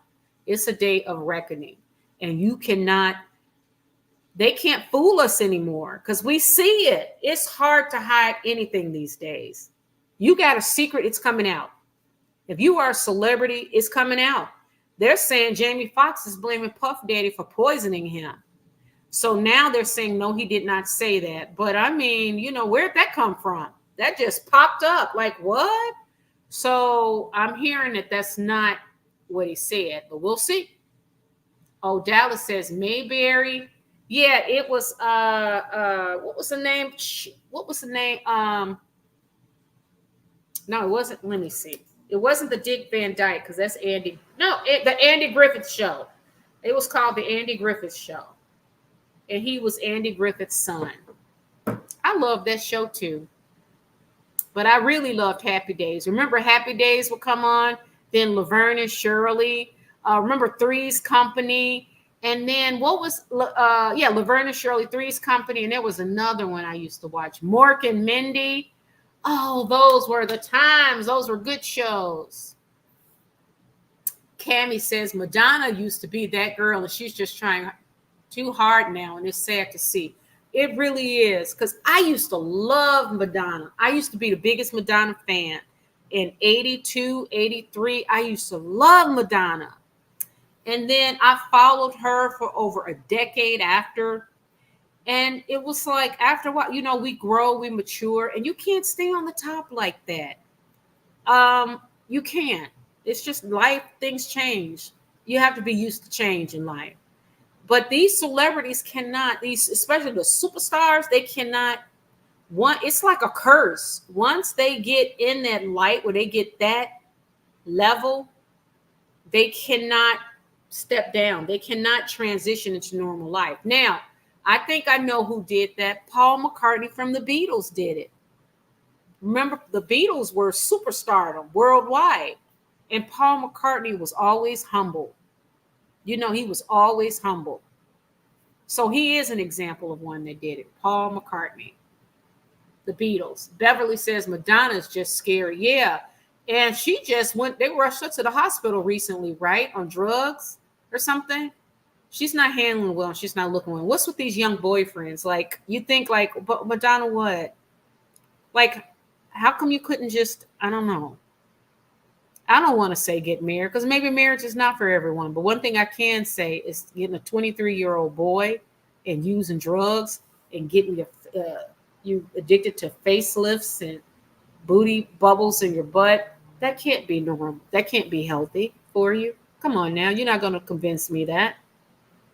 Deborah at Rinsky, that's how they hide their filth. They get into charities and pretending to help little people. Yep. That's not how I look at Harry's side eye. What's really going on? Oh, you know, Deborah, that's a good point. That is a good point. And Megan now is part of Hollyweird. Harry's part of Hollyweird now. And Megan is desperately trying to stay in Hollyweird. Now she's trying to go to Portugal, because Hollywood has closed the door. But I think that she'll stay in Hollyweird. Portugal, if she's smart, she should go to Portugal, like I said, and just disappear, go mute. We should never see her again, ever. So, all right, that's a good point. Bev from North Carolina. Hi, Bev. Look at the evil smirks on those guys' faces. I don't believe their parents abused them. Their parents told these entitled brats no, and they killed them. Oh, wow. Bev, you think so? You think Lyle and Eric Menendez. Oh, okay. So you think that they just did it for the money. Is that what you're thinking, Bev? Okay, Bev has a different take, guys. Bev from North Carolina. Lauren, Ron Howard's daughter is beautiful. Dallas is also a great actor. Lauren, she is really pretty. And she's got that red hair. She is really a beautiful lady. And I love when she talks about her family. Because it's so crazy, because that's her dad and her mom, and they've been married over 50 years. I'm like, God, that's beautiful. I mean, you never know what goes on in a marriage. When you got a couple that sticks together that long, and it seems like, to me, you don't hear Ron Howard being caught up with drugs and alcohol. I know his brother, his brother had drinking issues. And he and his brother talk about it. Remember, his brother was the little short one with the glasses. And they're old men now, him and his brother. But I saw an interview, and his brother talked about when he was going through his drinking days. His brother had, he's an alcoholic recovering. I think it was alcohol. I don't think it was drugs. Maybe it was both, but I think it was primarily alcohol. And Ron Howard, they talk openly, and it was like a really honest conversation between brothers. And Ron Howard, it seems like they come from a relatively decent family. You don't know what goes on behind closed doors. But, and however, I think that his family, the fact that he moved his family out of California, that's a good sign that he was really wanting his kids and his wife to have a normal life.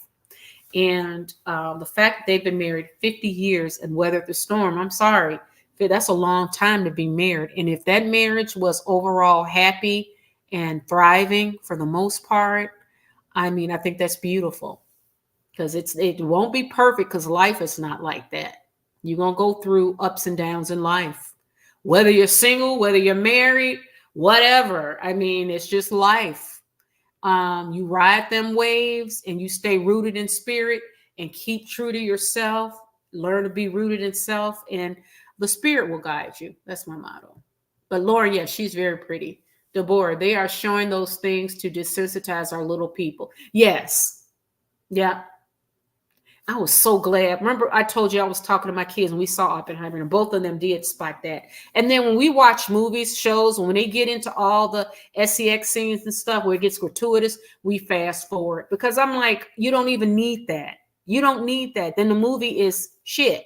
Anytime you got to fill it up with sex and violence, that means there's something weak in the writing, in the directing, in the acting.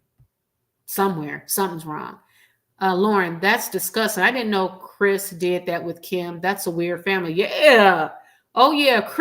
Kim Kardashian said in one of the episodes, Keeping Up with the Kardashians, she said that she would go, because she used to date Michael Jackson's nephew, Tito Jackson's son.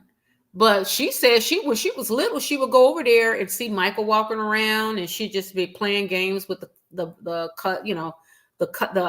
nephews and nieces. They were all the same age, and they'd go over there when she was little. I said, what? And then she talked about her mom putting her on birth control. I was like, she a pimp. Chris is like, I'm a pimp. All these dogs, them girls, she put all them girls on birth control. She had Tiger, that's a whole grown ass man messing around with her 16-year-old daughter, or 15. They don't care. Chris don't give a shit. She was editing her own daughter's sex tapes. How depraved can you be? You gonna tell me she not part of the cabal? You gonna tell me she did not get down with the get down at the freak offs? Corey Gamble is good friends with Puff Daddy, and you telling me he ain't been at them freak offs? Yeah, okay. Hollywood shows you it's hate towards women. They're over sexualizing them. That's true. Yeah, that's the only way they see them. They can't see them. They can't see them as human beings. You got to show your body first, tits and ass first. That's what they want to see. Lauren, I saw that Ashton and Mila were looking for a house outside of the country. He's definitely involved in crossing his fingers. He's not brought into it. They're going to do what Matt Damon did. They're going to do what, who else left the country? Because I know Matt Damon did it one time. Oh, Russell Simmons left, remember? So there's something to it. There is something to it. I'm even surprised the feminist Meghan Markle didn't speak up about the royal family overnight up for Andy instead of talking about borrowing Kate's lip gloss. Yeah, you know what? She isn't it weird that she asked Kate, could she borrow her lip gloss? And it's like, girl, like, and then what did you think? What do you think Kate did with the lip gloss? What do you think Kate did with the lip gloss? I can guarantee you Kate threw that shit out. Because after Meghan Markle put her lips on it, like, what they do that? Why would you want to lose my lip? I mean, her mouth, Meghan Markle's mouth been in a lot of places. At the very least, it was all over Harry's, remember? So Kate was like, oh, that is weird. I have never asked anybody to use their lip gloss or their lipstick. Not that. No. I think Mila was like 13, 14. He was early 20s when they were dating. He's gross. Yeah, he is gross. Oh, yeah. Very. Lord, I love Brittany Murphy. Her death was really suspicious. Yes. And you remember she got with that British guy that she married and he ended up dying from drugs? They were alleging, I'm hearing that the mother was messing around with him after Brittany died. And then he died. They were sleeping together and then he died. I said, what? This is Hollyweird for you, Hollyweird. Deborah, I'm surprised Meghan Markle is quiet about the royal family's handling Andy's case instead of the feminist complaint about Kate. Oh, okay, I saw that. Yeah. Oh, she ain't gonna speak on Andy. Oh, but she can call everybody racist, huh? Oh, Dallas, Blue Ivy, I think, will shine and be famous. Sweet child. Oh, yeah, she is a little sweet thing. I like seeing Beyonce being a mom. I do. I like it when she was, because remember when Beyonce at the beginning of the concert, she had the dancers with Blue Ivy because Blue Ivy was trying to learn how to dance and she was a little nervous. And then by the end of Beyonce's tour, Blue Ivy was up there dancing by herself and she was doing very well. And I like it when Beyonce's right behind her, like up on the stage, like up high up, and then watching her daughter. She's out there by herself. It was big. I like that. Deborah, now when I see anyone making it to the top, I now know they went through something to get there. Yes, they did. I am not. They did. They did. They did. We already know now. You can't make it. You got to play in order to get paid. Lisa Tyson, Kris Jenner forgot to discuss birth control with Caitlyn. Kris Kardashian. That's weird. How do your husband? They said Bruce or Caitlyn Jenner said that he would walk around in her clothes. Now, remember when Courtney and one of the other girls, was it Chloe, that said that they saw Bruce in their mom's outfit, nightgown, and they just kept walking. And it was like, really? Because they all part of Hollyweird. What did they know? I mean, shit. They're nasty. They are nasty. They nasty, y'all. That's trifling with the lip gloss. Cammy, that is nasty. Because she was like, girl, I don't know where your mouth is. She could have herpes in the mouth. She could have yeast. What do you call that? Thrush in the mouth. Gonorrhea of the mouth. She can have Prince Harry's, if she's giving him, Meghan goes, and she's a ex-yacht girl. So them skills. Let's just say that. Use your imagination with her mouth. And then you want to touch my lip gloss? Oh, hell no. Lauren says Princess Catherine didn't want that lip gloss. She threw it in the trash. LOL. She didn't want to catch anything Meghan had. Better not. And she's not doing that one. She's not doing. Princess Kate was like, no, because you do not want to catch what Meghan Markle got on her mouth. You do not want to. And considering that Meghan Markle practiced yacht girl activities allegedly, you don't know what she do with her mouth with Harry. You know what I mean? If you know what I mean.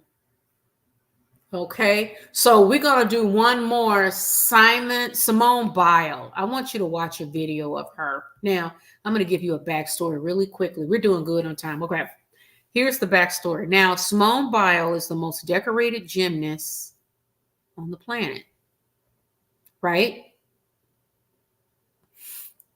So, Miss Simone Biles, okay, she met her husband.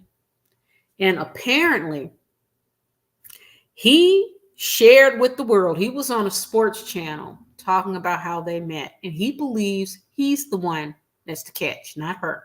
So we're going to hear from his own mouth, and then we're going to talk about it. So let me share that with you right quick. Hold on one second here. I really want to get your opinion on this. So which one is that thing? So... Let's share this one. This one is, I think this is important to discuss because I tell my daughter, and I mean it, You do not give a man everything like that. These young guys, you don't go chasing no man. Don't do it. Do not do it. Okay, don't do it. So let me share it with you. She's still gonna make her decisions. She's got a little boyfriend now. She's gonna make her decisions in her life, and that's just how it rolls. But I try to tell her, and hopefully she will learn. Make sure he likes you more than you like him, because guys are not emotional like women are. So listen to this, guys. You was really the catch in I always say the men the catch, man. I always say we the catch, man. Yeah. Jonathan Owens is facing fan backlash for comments he made about his wife Simone Biles in a recent interview. During an appearance on the Pivot podcast, the Green Bay Packers safety says he believes he's the catch in their relationship, since it was Simone who first strongly pursued him. How in the hell did you pull Simone Biles? Really, how she pulled me, man? That's the question. Oh, man. Lord. And she messaged me. This was like a Tuesday, and we were texting back and forth, and then we hung out Friday, man. And we couldn't do much as COVID happened. Everything was shut down. So she came through down to Houston. She lived in the suburbs, so she had to drive about 45 minutes to me. Then the rest is history, man. So you was really the catch in. I always say the men the catch, man. I always say we the catch, man. Yeah, so she really booked you. She did, though. Is what you're saying. Because I was fighting it.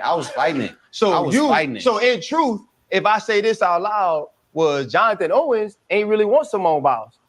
Is what you're saying. At the time, I'm not gonna say that. That's what you're saying. I was afraid. I was afraid to commit. I'm like, man, this is my third year. You know, I'm trying to, I'm like, it's kind of early. But, you know, like I said, man, it happened when you least expect it. And as for how the two met, a dating app. However, Jonathan says he didn't immediately swipe right on Simone, as he claims he didn't know who the 4-time Olympic gold medalist gymnast even was. Something the hosts of the podcast had a hard time believing. I didn't know who she was at the time, but like the first thing that I saw was that she just had a bunch of followers. So in my mind, I'm like, okay, she got to be good. I promise you, I'm a real life story. When she won the Olympics, I was in college, and we didn't have NBC, we didn't have Olympic channels, and we're in camp. Late July, early August. So I'm not paying attention to, you know. So I never would have had a moment to where I would have watched, like, you know. Jonathan, I'm gonna let you finish your story, man. Continue. But once they started hanging out, Jonathan found out that Simone was a much bigger deal than he realized. Yo, went to get milk and cookies. I think it was like a Sunday we went. It was all these moms, and, you know, they're there with their kids, and we walked past, and everybody stopped and just, kids are like shaking, and it's like, oh my God. And I'm like, you thought it's because you thought you were fine, huh? Man, nah. That's so funny. They asking me, they like, here, can you take this picture? I'm like, Fans on social media have been calling out the 28-year-old football player, saying his wife, who just happens to be the single most highly decorated gymnast in the history of the world and a recipient of the Presidential Medal of Freedom, is the real catch in their relationship. However, the couple, who got married back in April, aren't letting the opinions of others faze them. Jonathan takes to his IG December 21st, posting a series of photos from their wedding in Mexico, writing, "Unbothered. Just know we locked in over here." Simone also comments on the post, adding, "For life."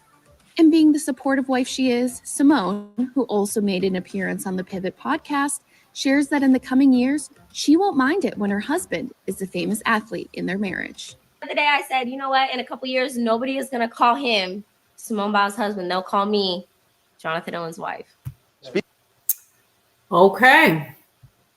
She's so sweet, but okay. Yes, let's get into this. This will be the last topic for the night because, oh God. All right. I got to shoot straight, pow. She's into him more than he's into her. He didn't, and he knew who she was, in my opinion. I want to hear what you guys say in the comments. I'm going to dig in there. But for me, he knew who she was. He knew she was a very famous gymnast, a very decorated and talented gymnast. He knew an Olympic gold gymnast, but he wanted to make light of it. He wanted to dim her light. Now, why? Maybe his ego. I don't know. Because she is very much more, shining bright than he is. And she's actually dimming her light. That's why she's like, they're going to not start talking about me as a gymnast or him being Simone Biles. And then they'll say she is here, Jonathan, what's his name? Jonathan Majors, whatever his name is. I don't even know his name. I'm going to be his wife. He's not going to be my husband. And it's like, girl, that's sad. But you know what? I would hope that, listen, she married him, but it's clear that in order to be with him, she's got to dim her light. She has to make light of all of her accomplishments. And the girl is not even 30 yet. So that's a problem. That is a big problem. And then this guy, some of the other football players that were on this podcast were laughing like, you're the catch? Because they know, like, come on, dude. He's like, yeah, I'm the catch, not her. I'm the catch. She's lucky to have me. No, dude, you're lucky to have her. Don't get it twisted. Don't get it twisted. You got yourself one of the most decorated Olympian of all times.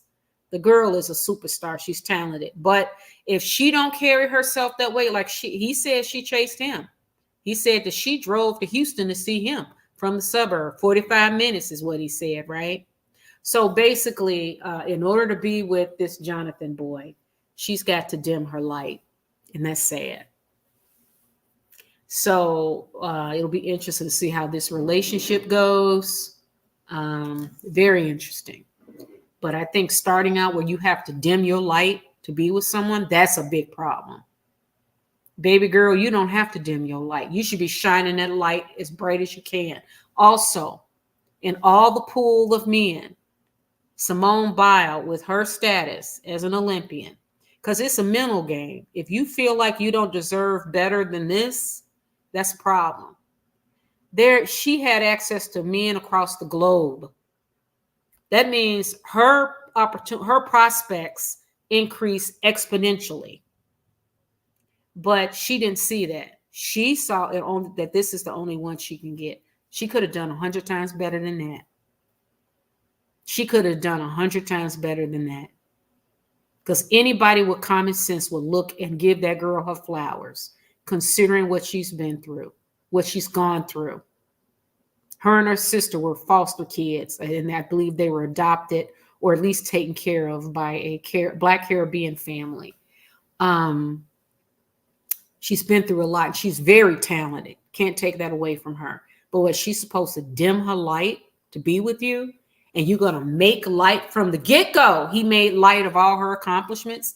And then now Simone Biles is saying that just recently she said that she's going to come after people talking about her husband. Well, you can't control what people think, girlfriend. Baby girl, you made your decision. You got to sit with it. You decided that this is the guy you want to marry. Now you're going to have to sit with it and decide what you're going to do next. But one thing I can say is that if you got to dim your light with all of them wonderful accomplishments and the hard work and the man that you lay in bed with every night and that you took vows with in front of God, and you decide that this is somebody you want to spend the rest of your life with, which I don't think it'll be the rest of your life, but this is the one and he making you dim your light. That's not a good sign. That is not a good sign. And it's sad because she had her options increase exponentially as she kept collecting all them medals and becoming a gymnast superstar. And then she wasted on this some football player. It's disgusting, in my opinion. It's a waste of, but if in here you don't think that you're worthy, if in here you don't think you're worthy of something better than that, that's what you're going to that's what you're going to attract. It's sad. All right, let's get into the comments. Let's get into the comments here. This is the last topic of the night. Yep, hold on one second. Okay, here we go. Deborah, I hope he minds her well. She's had to overcome so much. I do too, Deborah. But I don't know. I really don't know. Maybe he will mature and learn to appreciate what he got. but I don't know. But if she don't, you teach people. Remember Maya Angelou, and it seems like, and I know some people think it's a silly phrase, but it is true. You teach people how to treat you. You have to say, hey, boom, you gotta stand for something. You have to have boundaries. Otherwise, people will walk all over you. You teach people how to treat you. If you have no boundaries, they're going to do whatever the hell they want, and they're not going to respect you.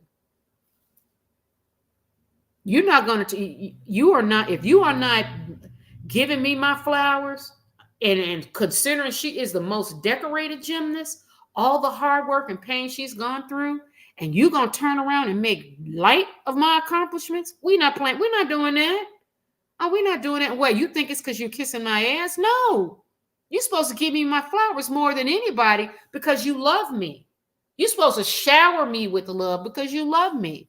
Or when they met, you're supposed to be happy for me. It's not about you, dude. It's about saying, hey, I like you. Congratulations. Anybody with common sense will look at this young lady and say, what? How many gold medals? Have you seen her routine? Have you seen her gymnastic routine? The girl is incredible. And what, I'm supposed to put you, nah, dude, you're just a football player. You're not even a good one.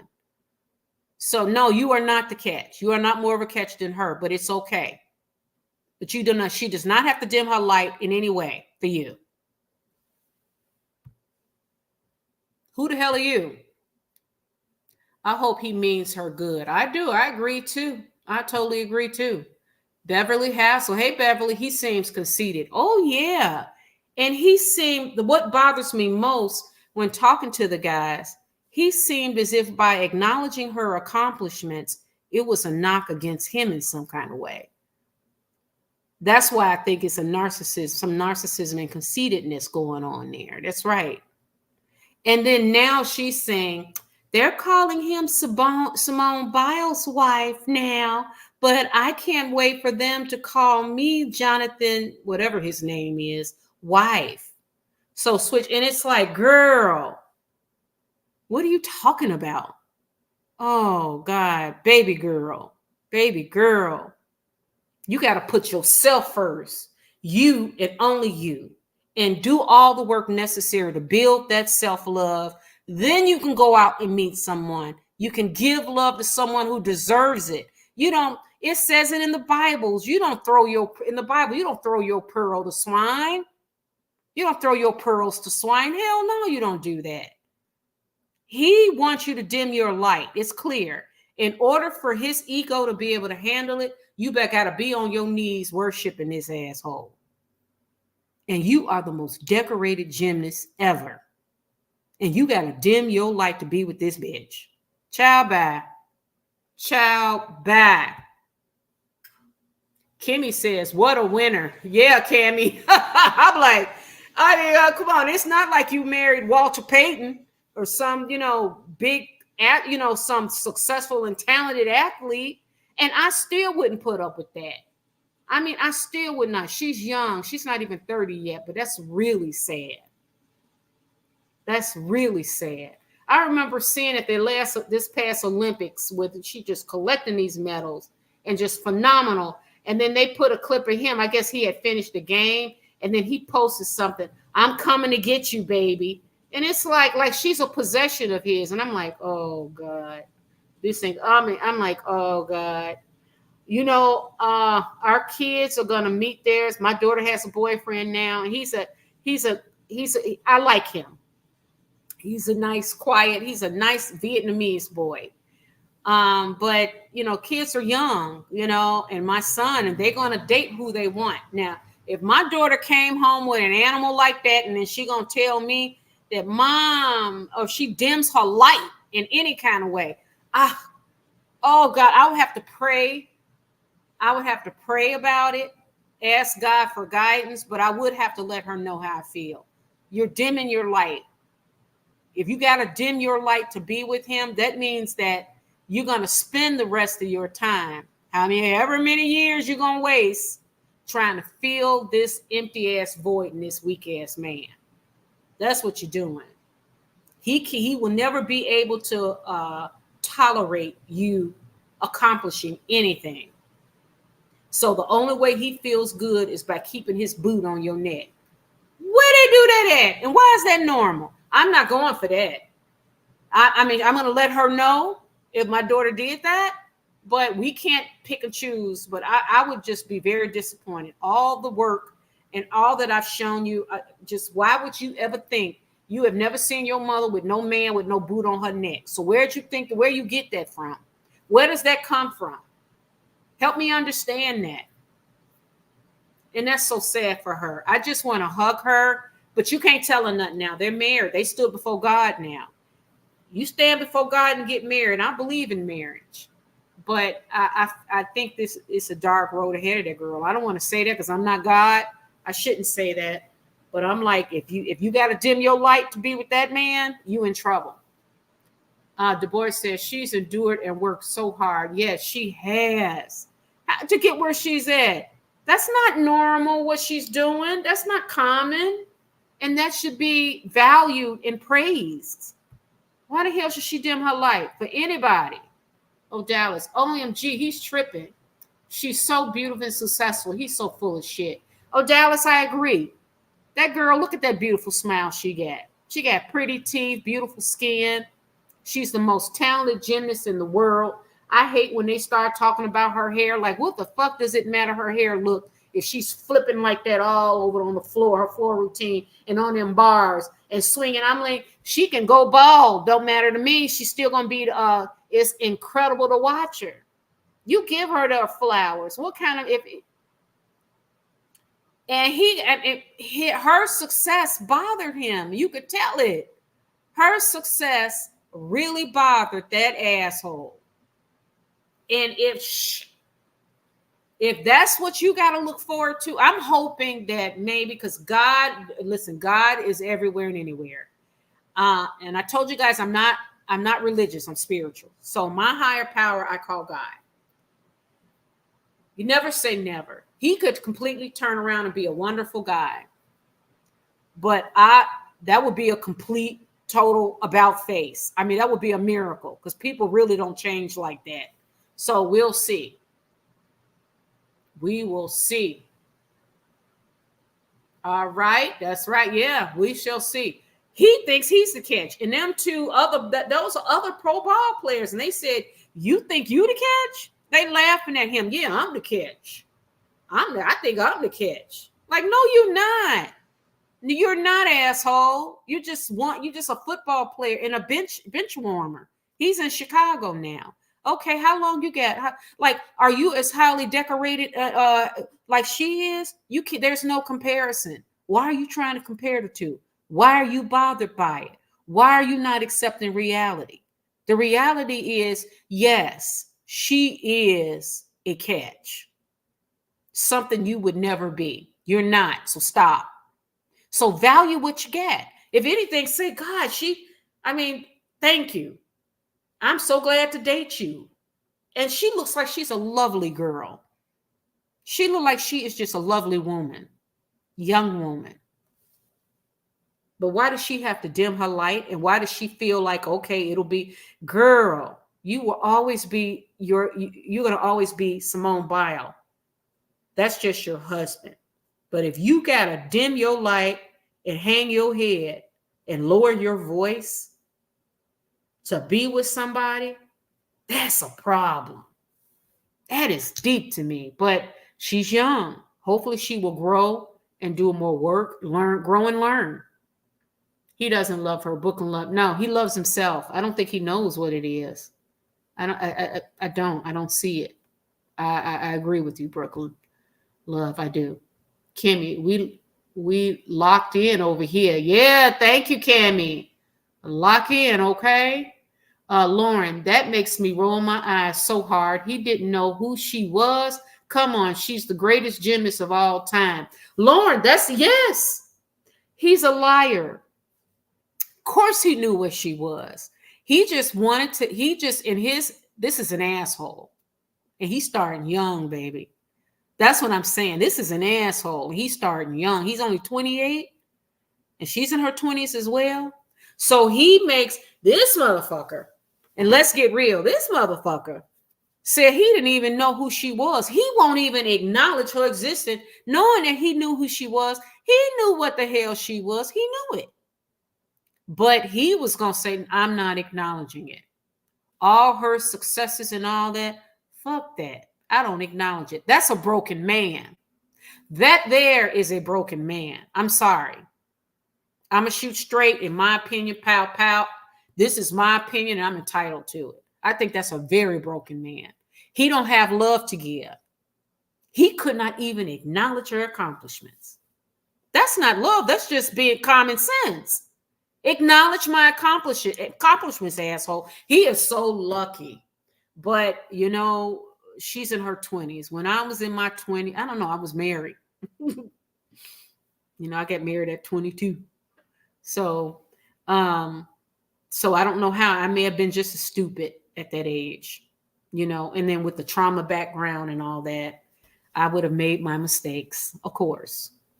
But I was married at the time. So, and I was married to very much in love with my ex-husband, and we were very much in each other's first, you know. That was the honeymoon period of our lives. But for her, I could probably in that age group, if I wasn't married, I probably would have been just as stupid because I had a trauma background that was untreated. So I would pray that eventually, but I think I feel bad. I feel like dark times. This is a broken man. He can't even common sense.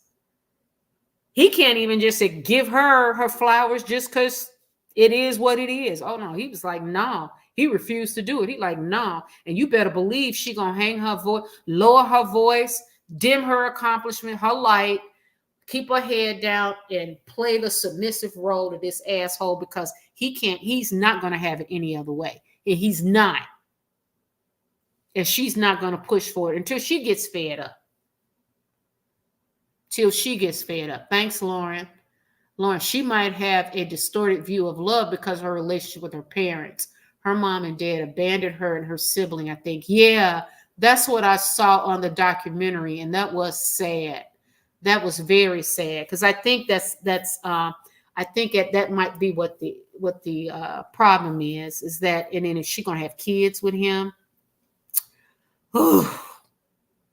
So yeah, that's what with my daughter, that would really break my heart because it's like, let me know where I failed.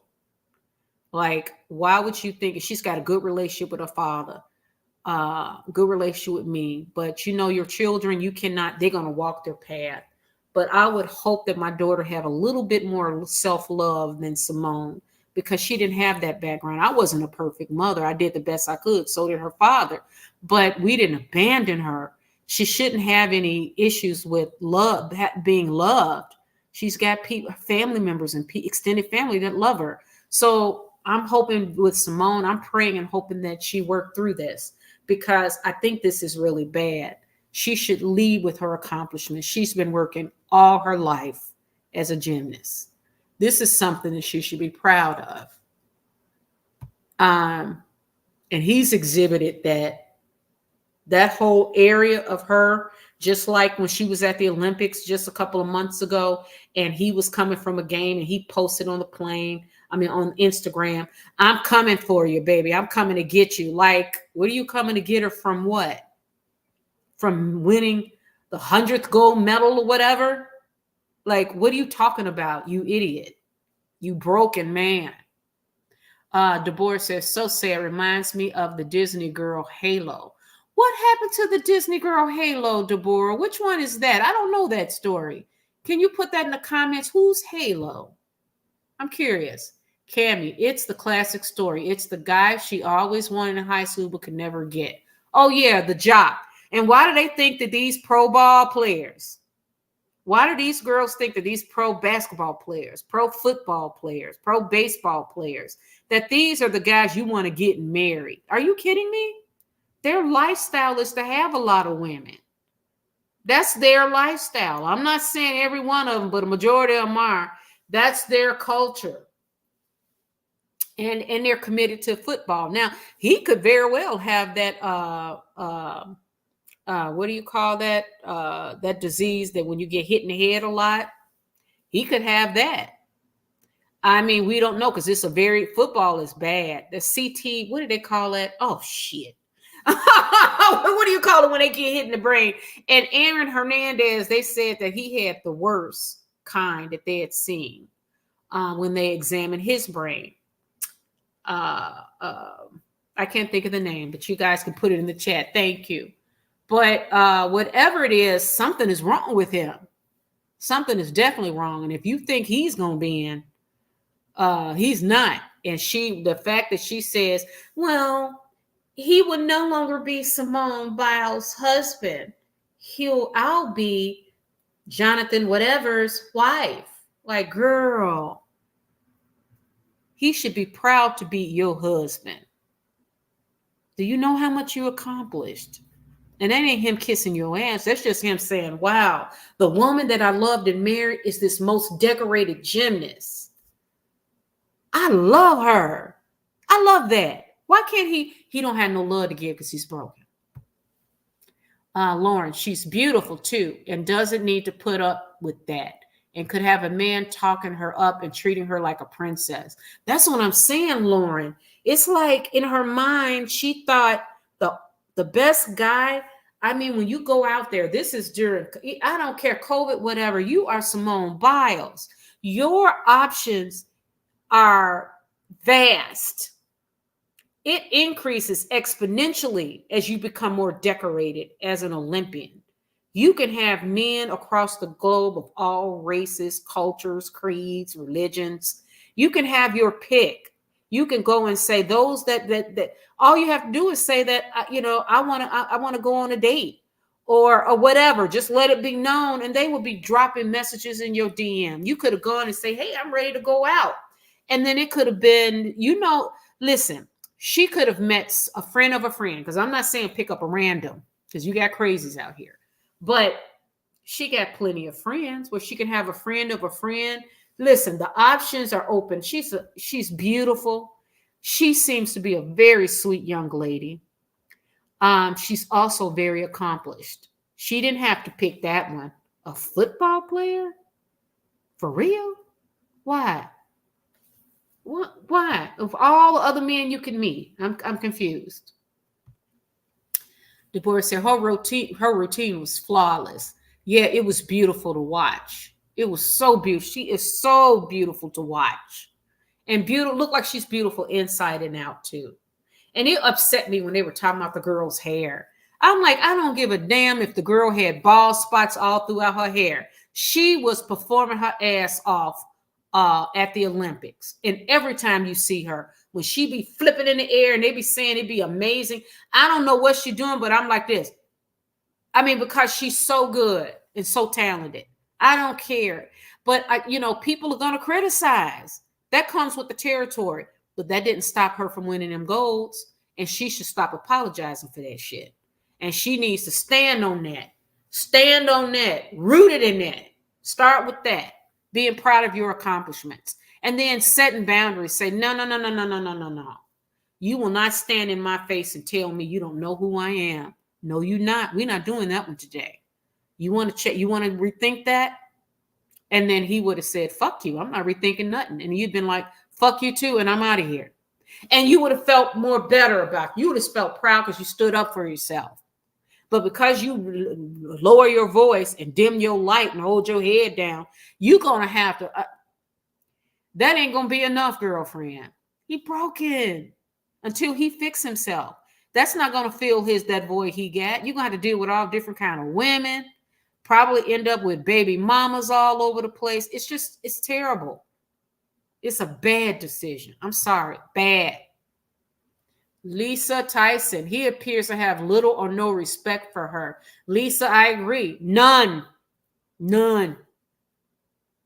I mean, he's such an asshole. He stood there right there live and said, I had no idea who she was.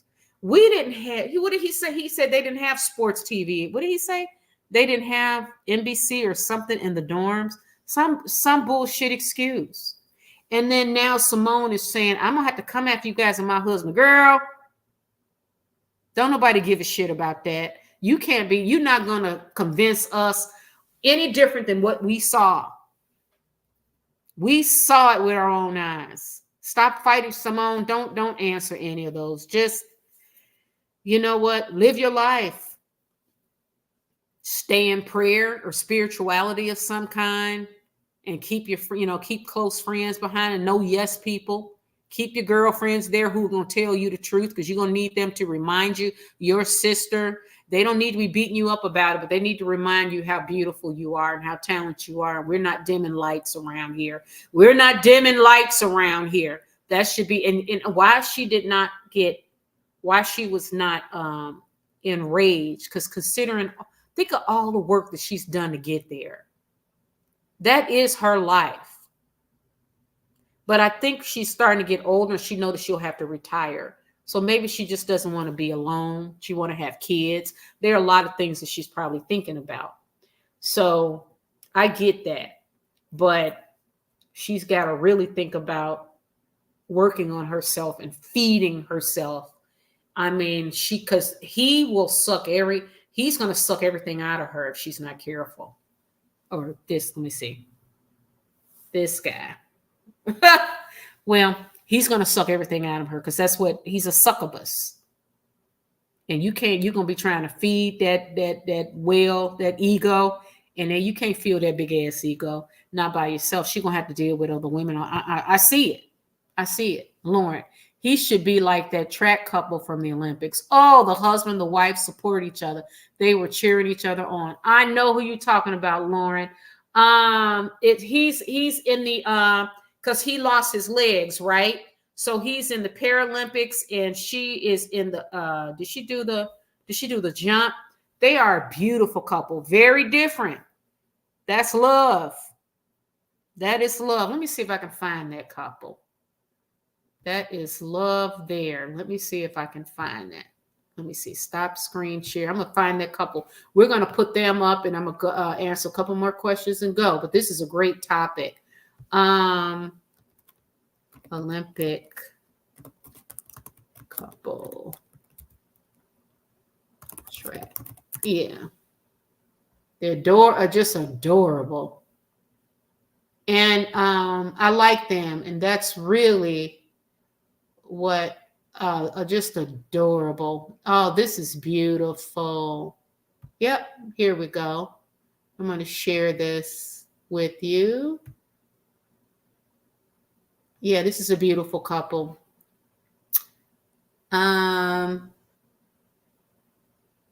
Okay, let me share this one here with you. And it's a very different look, and that's you can't fool us. We can see it's Tara and Hunter Woodall.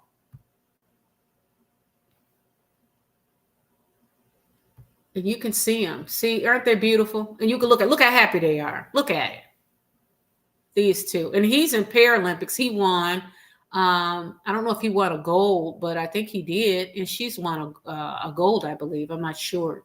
But they were both in the Olympics. And Lauren, thank you. Tara and Hunter Woodall. Yes, these two. I've been watching them, and I just love it.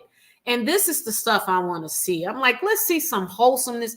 I'm tired of the division and all that. Let's see some people who loving on each other and thriving in their lives, having fun. I mean, Simone Biles, I love her accomplishments with that man of hers. I don't like how he's treating her. And I don't think he realized she don't deserve that. She is a beautiful, kind spirit. You could tell. And she's not out there. Simone Biles can be out there doing all kind of nasty shit. And she don't. She's committed to her gymnastics, and she's good at it. If his career tanks, he's going to resent her. I hope not, but that won't end well, especially if they have children. I agree. It's not going to end well because he don't respect her. He does not respect her at all. He does not respect her. That's bad. Because you got to have respect in a marriage, right? Or any relationship. You got to have respect. But more importantly, you need boundaries. And Simone, I don't think she's got them boundaries. You know why I don't think she's got them boundaries? Because He said right there to her face and to the world, he had no idea who he was, who she was, and he's the catch, not her. So it's clear that he's like, anything that this bitch accomplished, I won't acknowledge. That's what there's no respect. And as far as I'm concerned, you get that, you said it about me in the media. No. But she's got to grow and learn. I think so. I think she's got to grow and learn because she don't have it. Deborah, he'll wait a while and get divorced and get a good settlement. Hey, men do it too. Yes, they do, Deborah. It's a new age. Look at Corey. What's her name? Corey, the one that's Kris Kardashian's boy toy. Cher. I was going to do Cher and her boyfriend. Cher got a boyfriend that's 28 years old or something. Who else? You see men that get with women and leave them. That happened to Niecy Nash. That happened to Sherry Shepherd. Who else had a husband and they had to pay them a lot of money? I'm trying to, it's a new age now. Men can do it too. Men can get with women. Remember Elizabeth Taylor? Remember she married that guy, that carpenter or something? And then they end up divorcing, but that was in the 80s. That was late 80s. Trying to think of celebrities nowadays that's happened to, but guys who are being taken care of, that happens a lot more now. It's equal opportunity out here now. And that's why I was like, I said first thing, listen, never say never, because I never predict the future because I try to stay in the present. I'm not getting married again unless God bring me a beautiful spirit, him, a male, because I'm straight. So never say never, but I'm not looking for it because I'm like, I've already experienced love and a beautiful marriage. It didn't work out, but I got to experience it. I got 2 beautiful children and I'm able to give love. I don't have to be married to you. I enjoy my life, but I'm going to be honest with you. There's no way in hell I'm taking care of a man. That's just not going to happen. I ain't doing it. Listen, for me, I'm not doing it. I ain't going that route. No, I'm not doing that one. I don't care how much money I get. I'm not doing it. All right, Beverly, enjoying your views and values. Thank you, Beverly. Thank you for the super chat. Very kind of you. Thank you. He put her medal on people. Didn't like that. What? He put her medal on? He wore her medal. I didn't see that one. Oh, he is. Oh, like it's his ownership. Oh yeah, I told you this is a broken man. I can spot a broken man. I can spot him. And a broken woman. I mean, it's easy to spot because they act out and you can see it. I'm just shocking. I got to check that one out. Okay, I think I hit that one. Let's see. Wow. Deborah, she played the first Black mermaid in Disney, had great plans for her. However, she had a baby with a rapper and he diminished her talent. Now they broke up. Oh my God, Deborah, we were talking about, I did a video on that. Oh my God, a couple of months ago. What is her name? Hallie. Let me see. Hallie. Yeah, I did a video on her because I loved her in Little Mermaid. Halle Bailey.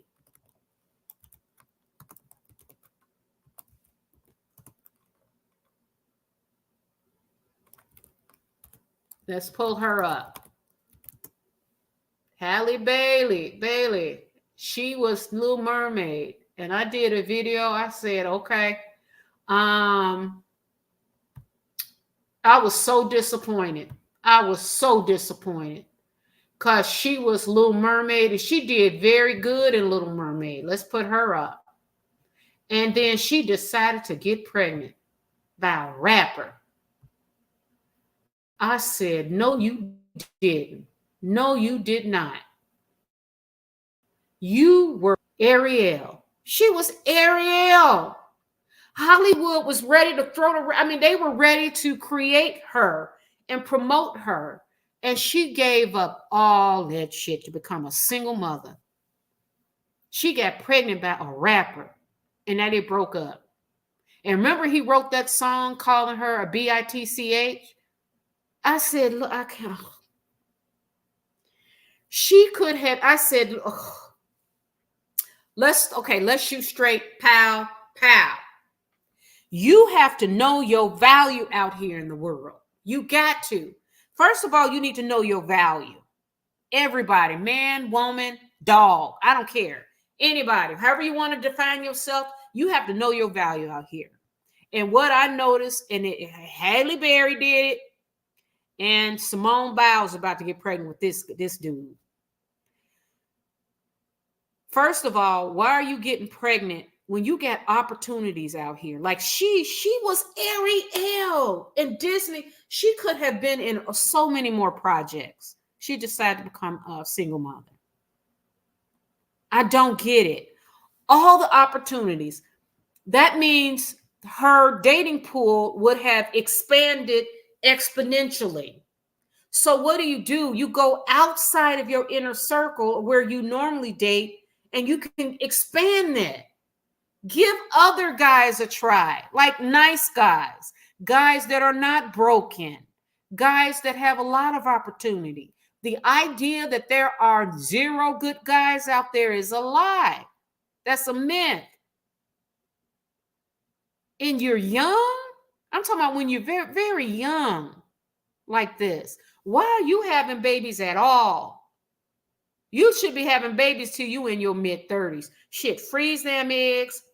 Get your bag now. She was right there on the cusp. I loved I loved their version of Little Mermaid. I loved that movie. I thought it was so fun. I thought she did a wonderful job. And then this popped out. And I was like, no, you didn't. You know what? My family teased me because they said, Rhonda, if my daughter came to me pregnant, my family teased me. They said, Rhonda, they think I would have a heart attack. They think I would just pass out right on the floor. Because I'd be like, no, you didn't. No, you didn't. No, you did not do that. No, you didn't. No, you didn't. We don't do that around here. I'm sorry. No. Plan better. You got my daughter's going to graduate from college. She's got a computer science degree. She's going into data sciences. Computer science is a big field. I see for her, and she's going to live her own life.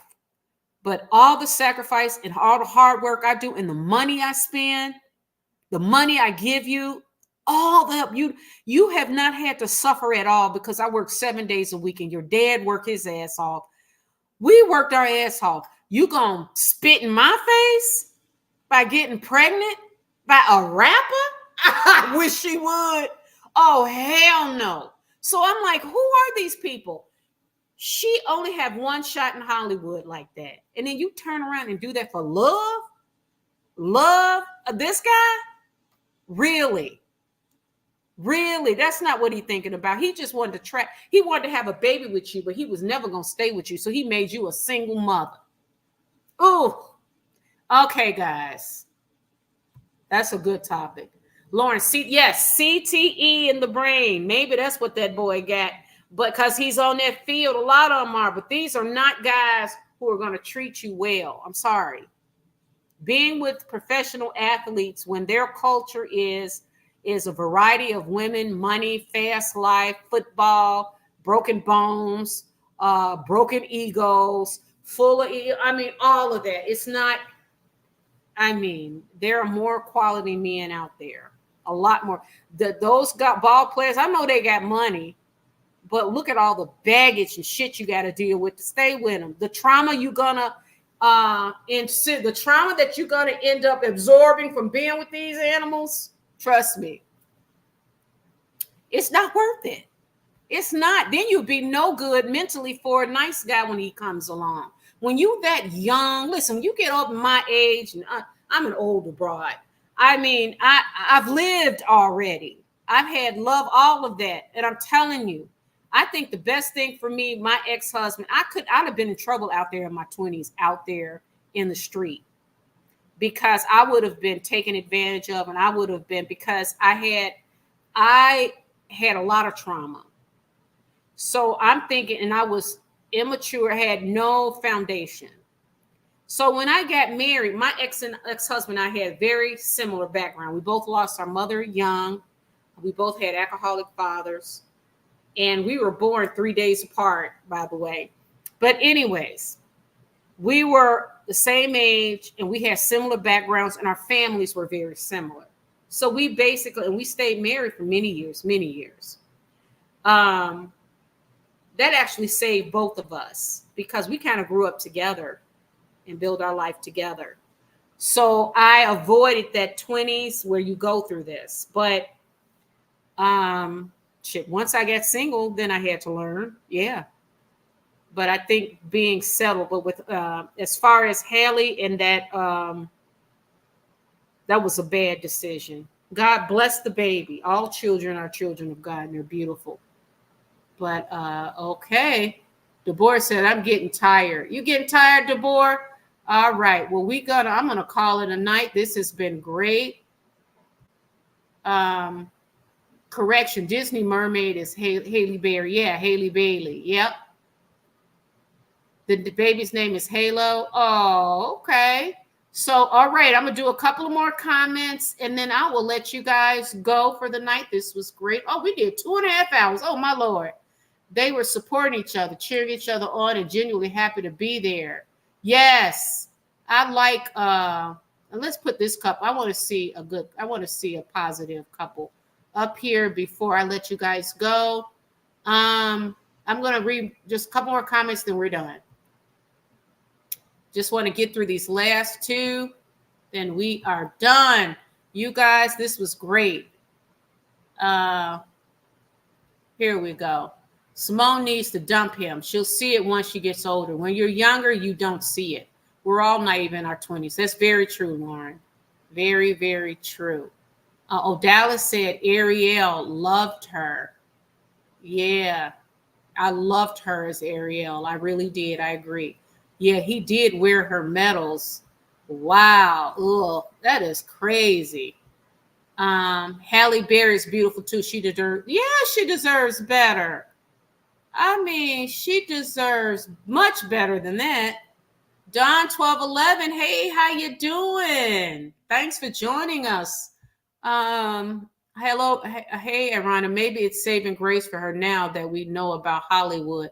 That's what I hope so. I hope so. Because maybe, I don't know. Because why would she? I don't know. Because once you get into Disney and they pump you up, she had to just build on that. They would have had project after project. I mean, it was a bad move. Haley and Keke Palmer made poor decisions in baby fathers. That's so Keke Palmer too. I don't get it. That's so true. Oh, Lauren, thank you. You know, I'm not a perfect mom, but I try. I do the best I can. That's why I said one thing, silly little girls. That's true, Dawn. One thing I say, I always say that, hey, listen, I may not have been the perfect mother. But one thing I can honestly say is I gave both my kids 110%. And I think any parent, that's all that we can say. We can't be perfect because we're human, but I gave them everything I had. Everything. Because, you know, I lost my mother. So when I was young at 11. So I was like, God, please let me live at least until my kids are grown. Now that my kids are grown, I'm like, okay, if you take me, God, at least I know that I gave my kids everything I had. Everything. So I can rest in peace at that. Thanks, Don. I can really rest in peace at that. Sorry, I missed your last two lives. Sports consuming. No problem, Don. It's always good to see you. Thanks for checking in. Thank you. Dallas, thank you, Ron, and everyone in the chat. Blessings to all. Later. Thank you, guys. This was really nice. I appreciate the time. We had a good conversation. 2.5 hours. I was trying to limit it to at least 2 hours, an hour and 45, but you know, we get all off. And I'm glad that we ended it with this beautiful couple. I mean, I'm glad we ended it with this beautiful, beautiful couple. Because I want to see more of that, where both people are they equally meshed and they look like they love each other and they're having a good time. Don, you're a great mom. I don't need to know you personally to see that you are. Thank you, Don, very much. I appreciate it. You guys have a beautiful night. Love you. And I will be checking in. I'll be posting probably later tomorrow. If not, because I don't want to wait 3 days anymore. So if not tomorrow, the day after, but my goal is to lock in and post more. Check out my videos also on Monday on a crime channel, True Crime, every Monday at 8 p.m. Central. So you guys have a good night. Thanks for joining me, and I will chat with you soon. Love you. Ciao. Mwah. Yeah.